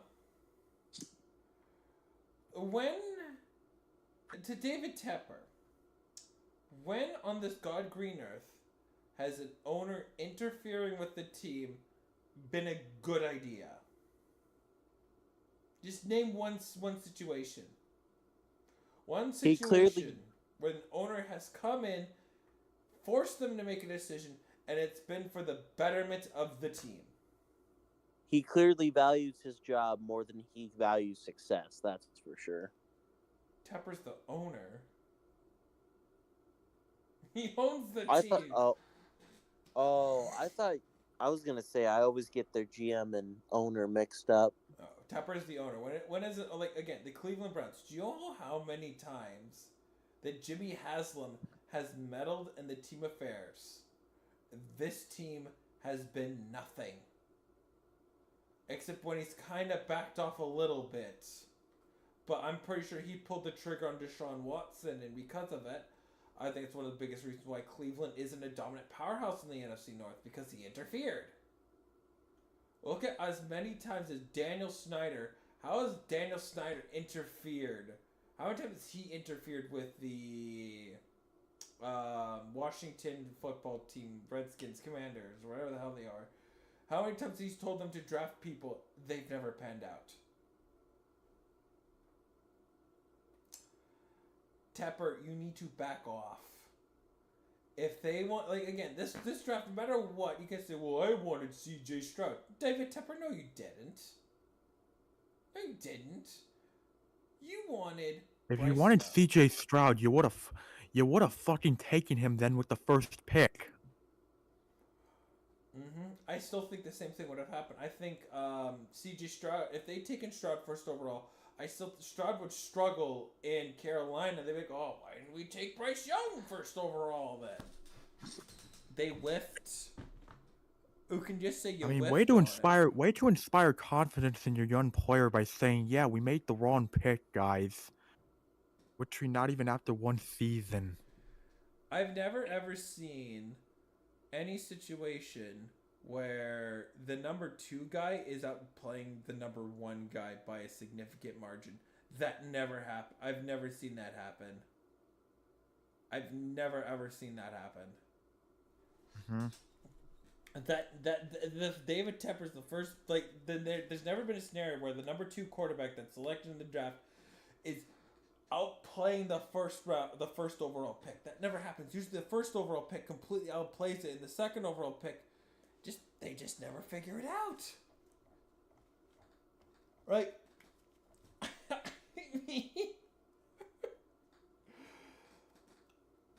The closest one is Marcus Mariota and Jameis Winston. Marcus Mariota is slightly better. Slightly. Very slight. He's won 1 playoff win. That's more than Jameis Winston has. That's how close it's been. Jameis. Like, how do you drop the bet this much? That's just, it's stupid. And not to mention too, I mean, I know from the insiders, there's a lot of people that would love to have the alleged new GM, a new head coaching job. Not anybody notable. You're not getting John Harbaugh. Chicago's going to make sure that John Harbaugh doesn't leave that building. Actually, I did want to bring this up real quick. It was apparently reported that by a couple of the people that are very well known, the Bears. I think his Greg, I forget his last name, but apparently he said that it's been Harbaugh who's been wanting to come back to the NFL, but NFL teams aren't wanting him back. Well, yeah, I know Greenberg said something about that. I know he reported something about how, like, yeah, there has been a link between these two, which, I mean, doesn't shock me. I'm not shocked that there's a link between, Harbaugh and NFL teams. I'm not shocked by that. That's been rumored for years.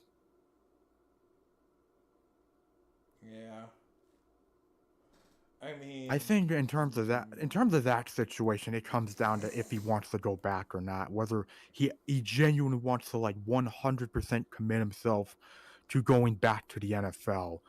All I will say, though, is if he goes back to the NFL, I do not see him going to a team like the Panthers. I don't see that happening. Hell no. Hell no. And I also don't see a guy like Ben Johnson going to the Panthers either. I don't see anybody going to the Panthers are gonna get some. I think it's, well, don't want to play the race card, but I think it's gonna be a diversity. They're gonna be forced to do a diversity hire because there's no one notable enough that wants to accept the job, right? Because the thing with Carolina is, I feel like similar to the Jaguars after 2021, they need a guy to stabilize that locker room and stabilize this franchise, which, to be fair, you can argue they kind of had that in Steve Wilkes, but they let him walk away. And the big thing, too, is David Tepper. Again, there's a really good quote that Spencer's most favoritist person. Who said this? I think it was Nick Wright who said this. You need to look at a situation where look what the owner of the Niners did, right? He used to be hands-on everything. And then he realized, you know what? I'm just going to let the football men. These guys are going to be the ones that are going to be making the decisions from now on. I got to take a step up. He fully loaded a 6-year contract, which I mean, all contracts of these level are guaranteed. But the fact that he just hands off, they let them do their work. And look at the Niners right now. They are a football team. As an owner, right? You just sign the check. That's it. And there's a good example of owners who do their stuff before they hang on before it's too late versus owners that are just strip impatient. And look at, like, again, Tepper needs to look in the mirror. You have to be patient because this is the 4th head coach you fired in 18 months. That doesn't spell any sort of level of any kind of attraction to bring in anybody. Because honestly, I think the best they would do in terms of who would want to work with Tepper, I mean, I think the best they would do is probably get, I don't know, a Jim Caldwell type coach. That's how I see it going. Mm-hmm. I mean, granted, I will say they need a coach like that can stabilize them, but, like, that's the main thing is who will want the job? I don't know who they hired to begin with.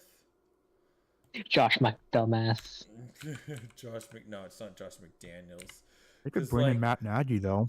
Not only that, this is going to be, like, again, allegedly, right? Keyword is allegedly, right? This off season, right? Allegedly, I'm hearing 7 to 10 coaches could be fired this off season. Mm-hmm. Holy smokes.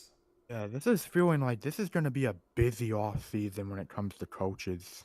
It's going to be get your axes out, boys. Could I list off my predictions for coaches that will be fired? Go for it. I'll say yeah. I'll agree with you or disagree. Bears. Agreed. Chargers. Agreed.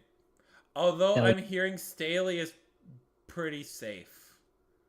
I've heard he's safe because Dean Spanos is poor. That's why. Dean Spanos doesn't want to pay for another head coach. He's in the Mark Davis situation, and unlike Mark, who managed to actually say, you know what, fuck it, I'll do it.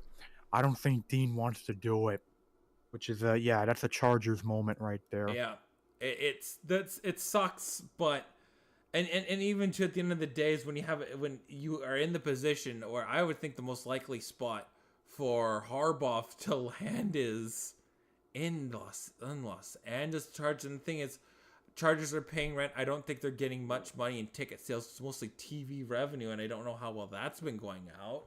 Like, the move to the LA has just been, it's been exactly as how bad we've all thought it was gonna be. Like, the fact that Dean Spanos might be forced to sell the team, which he very well should. I'm telling you, like, my prediction right now is Dean Spanos will be the next NFL owner to sell. Yeah, Dean Spanos is gonna sell, and I think that I would be very likely for the LA Chargers to move again. Yeah, I think even if they don't go back to San Diego, I can see them going to a place like Mexico City. Mm-hmm. Wherever the money is. After the Chargers, I have the Titans. No. Nah. No. I think they said they're not doing. They're not.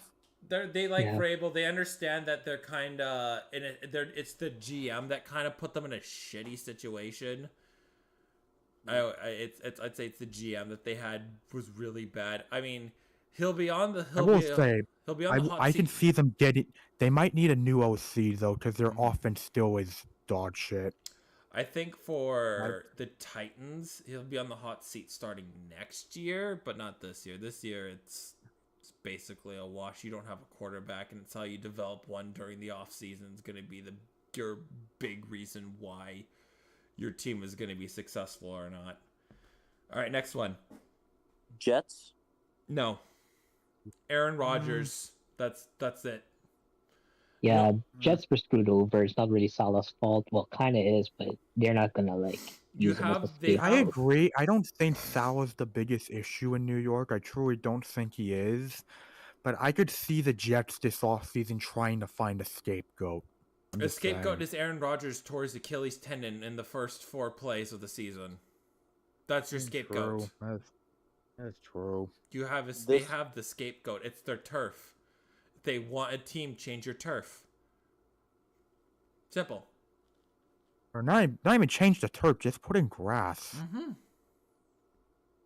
This next one isn't more of a firing, but more of a resignation. I think Patriots.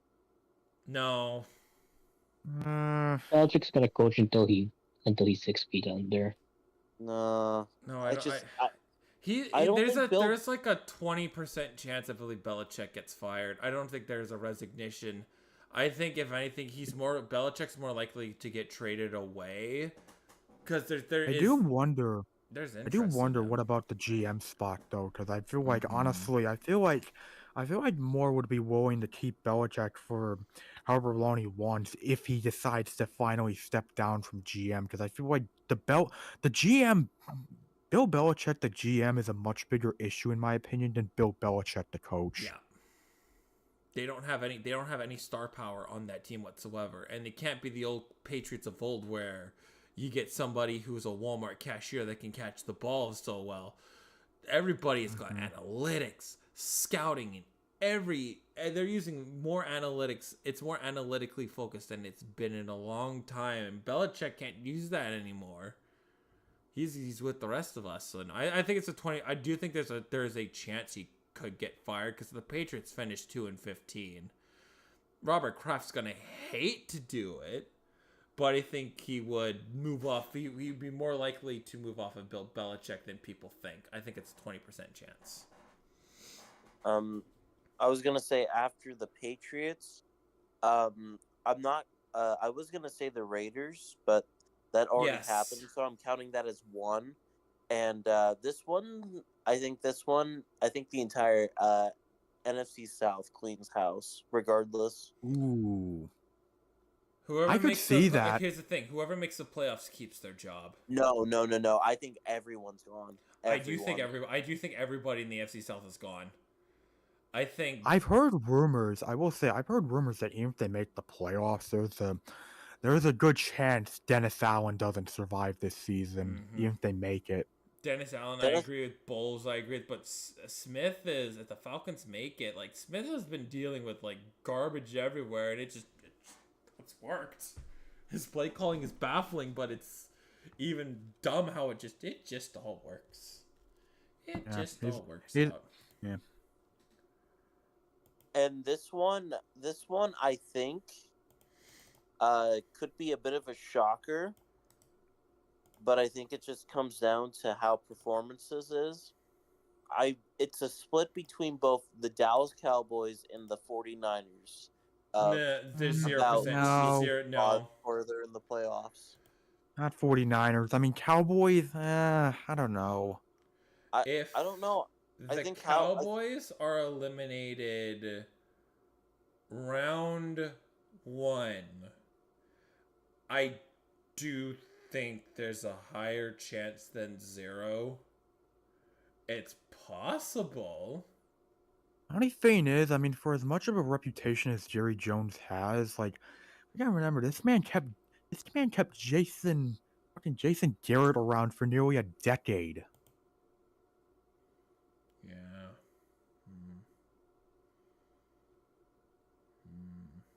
So I don't know. I mean, it's not impossible. It's never impossible with anyone in terms of whether their job is safe or not. But I don't see McCarthy going. This one won't happen, but it's definitely something to ponder. What about Zach Taylor? No. I think he'll get one more year, but I definitely think he'll be on the hot seat next year. it won't happen, but it's just something to ponder. You know, I don't even It think is Zach something to Taylor is on the. ponder. Here's the thing. I don't even think Zach Taylor's on the hot seat for one reason. Look how long they kept Marvin Lewis around. Yeah, I know, that's true. I'm just saying, like, I mean, I'd understand that there will definitely be a lot of pressure on the Bengals next season. That's all I'll say, considering this feels like a lost season now that Burrow's, Yeah, you know, I mean the second Burrow's up for the out. year. It is what it is. yeah. But for me, I feel because Marvin Lewis was kept around for so long, and I feel like your justification for keeping Zach Taylor around is if they have Burrow. I do believe the Cincinnati Bengals are the best team in the AFC. They are. I don't think. Well, not this Not year. not this Not year, this. but like in previous years, they have been 1 or 2. And I don't think you fire a coach. I mean you might start picking up the seat to be put on the hot seat, but I don't see Zach Taylor. I don't. I mean, I could be completely wrong, but I will say I could see the Bengals firing some coaches at other positions on the coaching staff, but I don't see them firing Taylor. yeah. Commanders, I think Riverboat Ron's gone. Yeah. Yeah, this one feels inevitable. Eric Bieniemy is the new head coach. If there's any guy that's like trying to salvage this season because he wants a head coaching gig is Eric Bieniemy. Look what he's done with Sam Howell. Oh, He's turned him into Diet Patrick Mahomes. Not even Diet Patrick Mahomes. He's turned him into Faker Mayfield. This is what Baker. He gives me Baker vibes. He gives me vibes when Baker was good in Cleveland. Mm-hmm. Like good, not like bad Baker, like good Baker. Mm-hmm. Yeah. Another one to ponder is Ryan Daboll won't get fired next year, but I definitely think he's going to be on the hot seat. I think Daboll resigns. No, he's not resigning. He's not resigning. He's more likely to resign than to get fired. Because, I mean, not now that they're winning, but if the Giants were to finish, like, the worst team, it's like, who's fighting for this coach, right? Because normally, like, if you have a good coach, you got players that will fight for you, through thick and thin. I never saw that from the Giants. Like, it takes a Danny DeVito type quarterback for them to do anything. Yeah, I will say though, yeah. I mean the fact that the Giants have 4 wins is kind of impressive considering just how god awful they looked to start. Mm-hmm. Sean McDermott's another guy that could easily be on the hot seat. No. Yeah, he's on the hot seat, but from what I've heard, Buffalo's probably not gonna fire him. But I mean that could change, obviously. But I don't know. That's definitely one who I feel like's on the hot seat. But a running game and clutch defenses. Yeah, I mean, what I've said with the story of the Buffalo Bills defense is very obvious. They're a top 5, even top 3 defense 90% of the time, but whenever it comes time to have a clutch stop, they end up folding. Mm-hmm. They end up doing and that's probably not going to be helped with the fact that Von Miller just got himself fucked. Yeah, he done. He done. Yeah. Well, besides coaches, what about GMs who might get fired? Jets. I can see Douglas possibly. Yeah, I could see Douglas possibly going. I do, but I don't. I think because again, it's the Aaron Rodgers factor. You want stability for Aaron Rodgers, and Aaron Rodgers would probably would prefer everybody to stay around. So that's my guess. But we'll see. It's GMs are so hard because GMs. I don't think it's polls. I don't think polls should go away. Yeah, I don't think Poles getting fired, and honestly, I don't think he should. I don't think he should get fired, in my opinion. He just needs to get a better I just hope they get a better coaching staff. That's Like, my take on that. they've nailed. I think They've nailed. Like, I think you've nailed the first overall pick. The fact that your first overall pick allows you to get another first overall pick again. W. Pole's job. You knew this.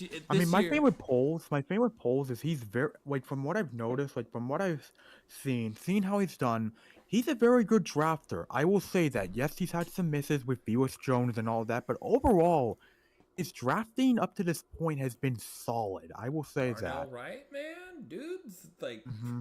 you traded down and you hit a grand slam home run with Yeah. Darnell Wright. I mean, DJ Mhm. Moore has been amazing. Like, Cole Kmet, I mean, he didn't draft Cole Kmet, but Cole Kmet is emerging as a dog as a tight end. Yeah. He is an absolute treat to watch. I mean, my thing is, he just needs to clean up in some areas. Don't fall for the Chase Claypool. Don't fall for any Chase Claypool Kool-Aid anytime soon, and just get an entire different coaching staff. And okay, we are back on board again. I mean, I never left, but you get the point. Like, just clean up some stuff here. They do. Because if they decide to move off of Brian Poles, that is such a stupid I will be genuinely mad at that. You keep Poles around a coach, gone. Coach can go. Oop, Yeah. no, I'm back. I think I just crashed, but I was just gonna come back and say, even I think if Dennis Allen is gone, I think Mickey Loomis has to be gone. That dude is a absolute war criminal with the way that they've done their cap. He needs to go, like, right now. And when I mean right now, I mean like 5 years ago. We'll see. I mean, we'll see about that. I will say though, if that job opens up, I mean, considering the connections this man has, I would not be shocked if Ben Johnson was the next Saints head coach. I wouldn't be surprised if he takes that job.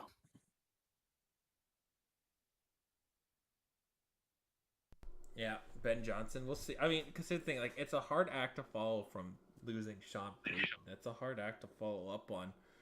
Losing, like, the best era between Sean Payton and Drew Brees, and historically, the Saints have just never figured it out. They figured it out with Sean Payton and Drew Brees, but outside of that, not so much. Yeah, they went from that to now being back in mediocrity. Mm-hmm. So good luck with that. Also, you guys need to move off of Michael Thomas. Please. Like, yeah. Yeah, Michael Thomas is like that one meme of the backpack that's about to fall off. It's literally on its last string. It's just like, give it up, man. It's over. It's over. But yeah, it's hard to see. We'll have a better idea because I still think there's teams that it's just not over yet. But it is going to be a very Black Monday for the NFL. Yeah, there are some jobs that will come down to really the final weeks. Mm-hmm. Big time. I think we could see an unprecedented. I mean, at the end of the day, the fact that you have a fourth of head coaching to a third of all NFL head coaches could be gone it's a crime. I've never seen that. I've never seen it at all.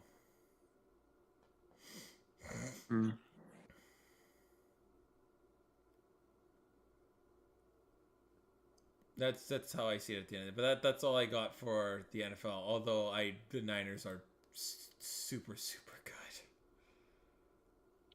Provided we stay healthy. All you just need is honestly Deebo Samuel to stay healthy. Everything else just will fall into place. Fair enough. It's because with Deebo Samuel, they still had CMC, they still had Ayuk, they still had Kittle. They went nowhere.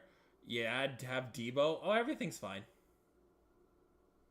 I don't think teams know how to stop the Niners when they have Deebo Samuel on that field. Nobody knows how to stop them, which is absolutely insanely stupid. I think best team in the NFL right now. I don't think it's the Eagles. I think it's the Ravens. Ooh. I I think mean, that Lamar has been playing kind of under the radar, but he's had really good performances He so far. has. The thing is, it's like that's like we kind of know something with the NFL last year. It's there's not one team that's running away with it. Like, Right. sure, the mhm. Eagles are 10-1, but do they feel like they're 10? Do they feel like they're 10-1? Do we feel like they play good until the fourth quarter, and then they play legendarily. Like Where a lot of these teams this year either feel like 8-3, 6-6, or 2-9. Like that's kind of Yeah, how it feels like this year. yeah, yeah, it's weird, and it's weird to feel like that too. It's really weird. yeah. My thing is, like, the Ravens are a very talented team. I mean, Lamar has his inconsistencies, but he's still a really good quarterback regardless. And that defense has been, I mean, it's the best defense. I mean, it's right up there with the like, it's the best defense in football for a reason. Mm-hmm. Yeah,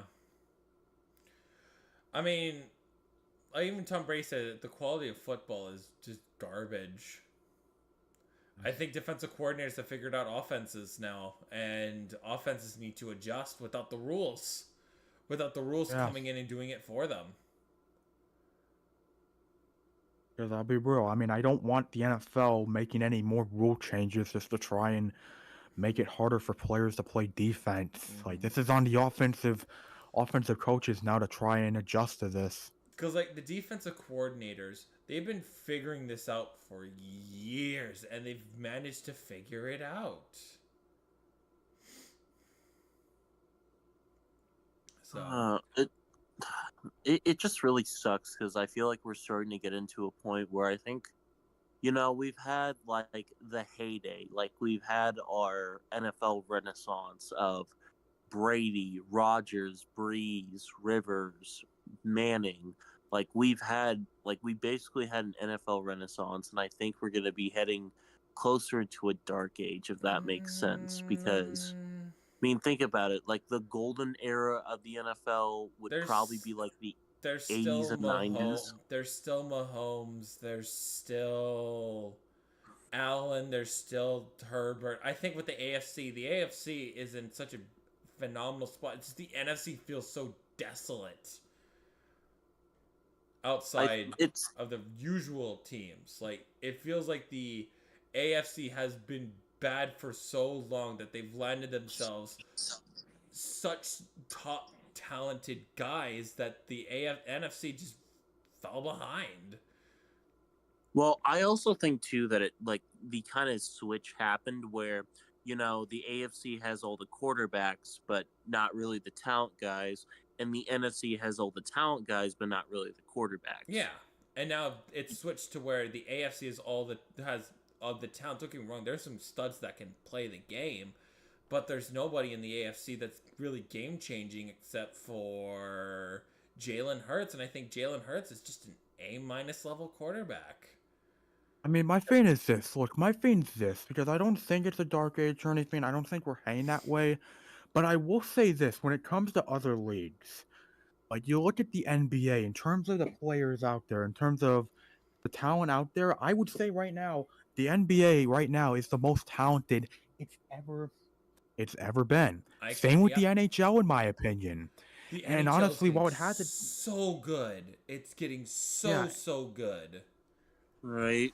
I don't know. I just something isn't like sticking necessarily right with me with these next couple of futures because at least this year it's starting to look like we're gonna have the exact same Super Bowl that we had last year. And my kind of fear is if we're going into 2024 and 2025 expecting it to be Eagles and Chiefs again and Eagles and Chiefs again, then I feel like something's gone really wrong because we haven't had, that really big outburst. So I don't know. That's just kind of my fear out of The everything. way I see it, Mm. because I also want to say, like, even though, I mean, it can be debated if it's most talented or not, but I do feel like the MLB is right up there too. Like, there's so much talent in baseball right now in terms of like the guys there and the players there. Well, you look at all the avenues that you can get that gets you to the show. Like, do you know how much talent you can find in the like in south, just below south of the borders? Mexico, Yeah. Venezuela, Dominican Republic, Cuba. Those are some studs that can play ball. Yeah. Especially when you're looking at, I've talked a lot about baseball, about how deep you have to look at for prospects. The Dominican Summer League is one of the hugest leagues to look at for terms of talent. You will have some studs that can play ball. They are very passionate about as much as we are, and I think because you get such a huge flux of talent coming from south of the border, yeah, hell yeah, you'll absolutely smuggle a guy from Cuba if he can hit 450 dead center, piss missile, or fold or open the doors for somebody that can pitch 99. If anybody in those leagues can do that, you better believe USA is going to smuggle them out. Right. Yeah. It's just the way I. Oh, No, you go ahead. Okay, it's just because it's like my point is it's like NHL, most talented it's ever been. NBA, most talented it's ever been. MLB, I'd say most talented it's ever been as well. But NFL, I can't really say this is the most talented the NFL has ever been, just especially when you look at stuff like O-line play, which has definitely really gotten bad in recent years, or at least it feels like there's much more bad O-line play than there used to be. I think the NFL is trying with an international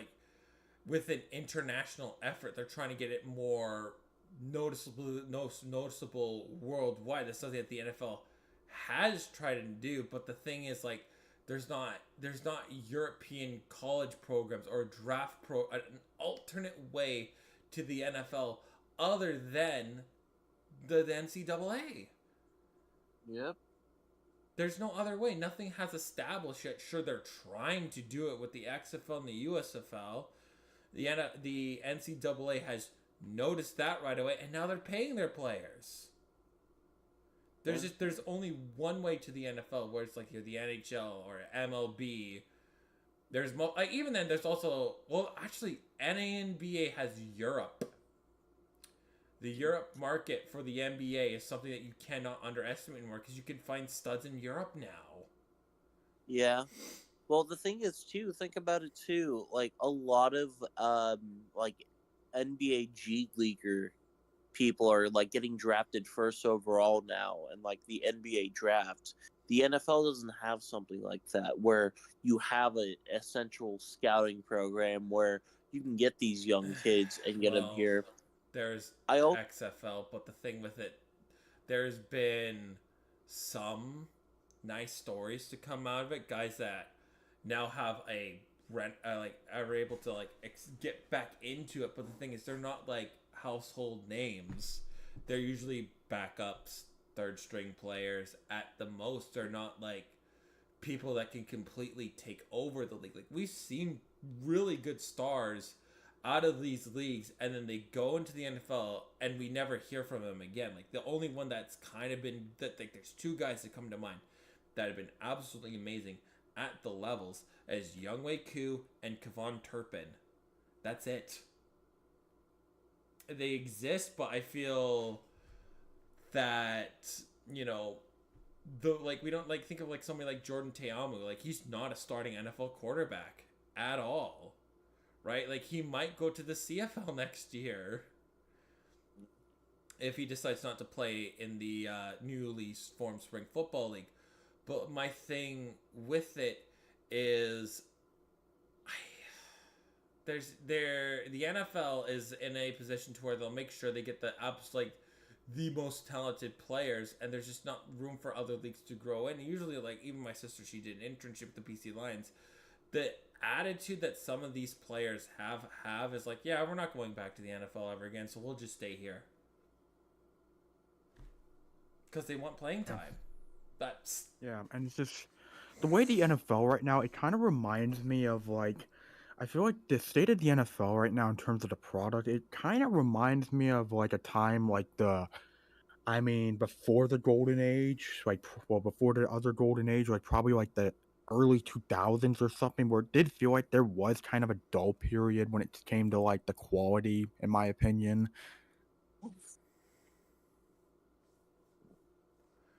I mean, I feel like it happens. It's up and down, up and down, up and down. Yeah, it's inevitable. Like this is an inevitable thing. It's like great players will come, great players will go.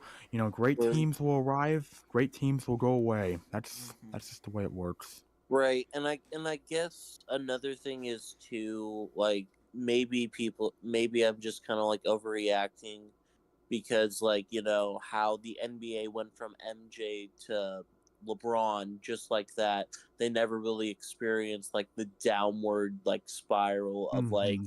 the great being gone, but I don't know, Yeah. like even then like we're experiencing like Mahomes is probably going to be better than Brady, but like let's be honest here, like who here is really like who here is really thinking that even with Mahomes playing lights out, is this gonna really like bring upon a new age, at least now?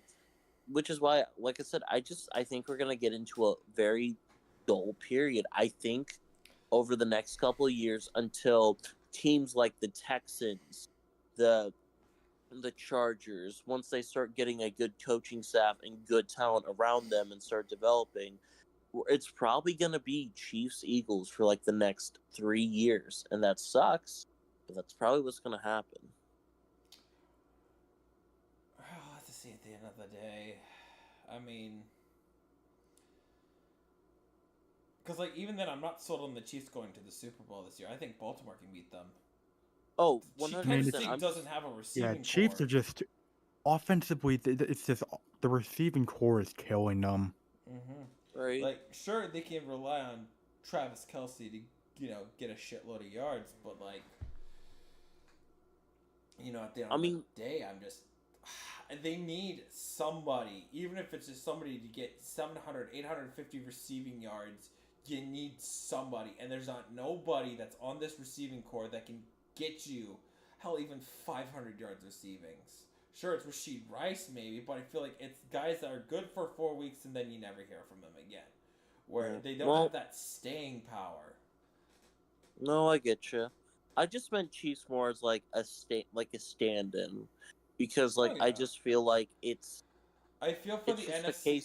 I think the NFC is about to be very stale. It's going to be 3 teams, and nobody else is going to be able to challenge it. I think NFC, you have a point. It will be, but I mean, just look at the Seahawks right now. Like they're a good team, but like Geno is not the guy that elevates them to a Super Bowl. Oh yeah, no, you're right. Here's the thing. My thing with how the NFC feels like, it feels like if like the Niners. Don't get me wrong. Niners, Cowboys, and Eagles are good teams, 100%. But then you look at something like the Seahawks. They haven't figured their stuff out. Vikings are playing with the third string, with a backup quarterback, and they're just probably going to make the playoffs. The Packers have been a ghost for most of the season. They could sneak in. The Lions, I mean, they're 8-2, but we don't consider them a top team yet because they slipped a little bit. I think they're fine, but there could be a real. I mean, the way with the NFC is it's top heavy, and once it falls off, it falls off. It falls off hard. Like, we're gonna have 3 teams that could have a sub 500 record in the playoffs in the NFC. What the hell? I know. It's just like you have the actual good teams, and that's probably like Eagles, Niners. I'm not including Cowboys because of what happened that Sunday night game. So I'm just gonna stick with the 2. And then you have like the great teams, the teams that could upset those teams but lose in the Super Bowl, and that's Dallas, that's Detroit, and I don't know, There's nobody else. That's the problem. I don't think there's anyone else outside of Dallas and Detroit. Yeah, There's and then everybody else's. They need a quarterback, and there's so many teams that need a new quarterback. Like I believe the Saints, they're in the market. Like Tampa Bay desperately, Atlanta, Seattle, like the fucking Giants. They're gonna need a new quarterback. Are you guys really gonna rely on Daniel Jones renaissance, or do you willingly tank and surrender and try to get Shedeur Sanders next year?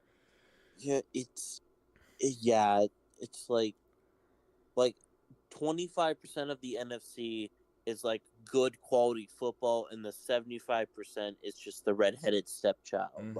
Like they would be very very below 500 in the AFC. I just think the AFC is just more talented in more key positions, and I think there's teams that are trying, but not succeeding at the end of the day.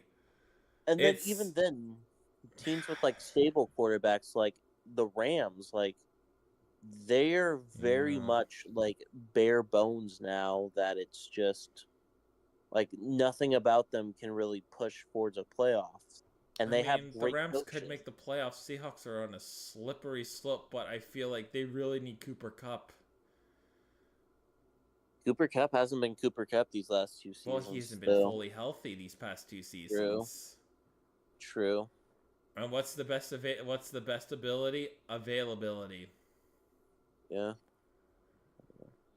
I mean, at the end, like, it sucks, but I really hope they could get better. But I think it's going to be a very dark time for the NFC. Maybe the NFL isn't going into a dark age, but I think the NFC definitely is. And until we get great quarterback play from NFC contenders, like just think about it. Like half of the AFC like teams have a franchise QB. Mahomes, Herbert, Wilson, Raiders, Titans. That's about Raiders, it. Titans. No, Raiders, Titans. Browns, but the Browns are more stuck with Watson. Yeah, and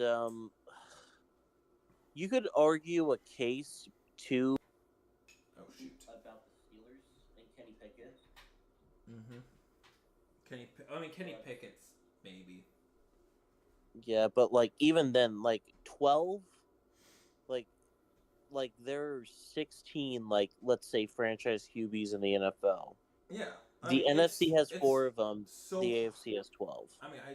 Yeah, you're right. My thing is, look, I just want to say, look at the records. Like, the fact that, like, the 11th seed in the AFC has the same record as, well, the leader of the NFC South and the 8th seed in the NFC really says something.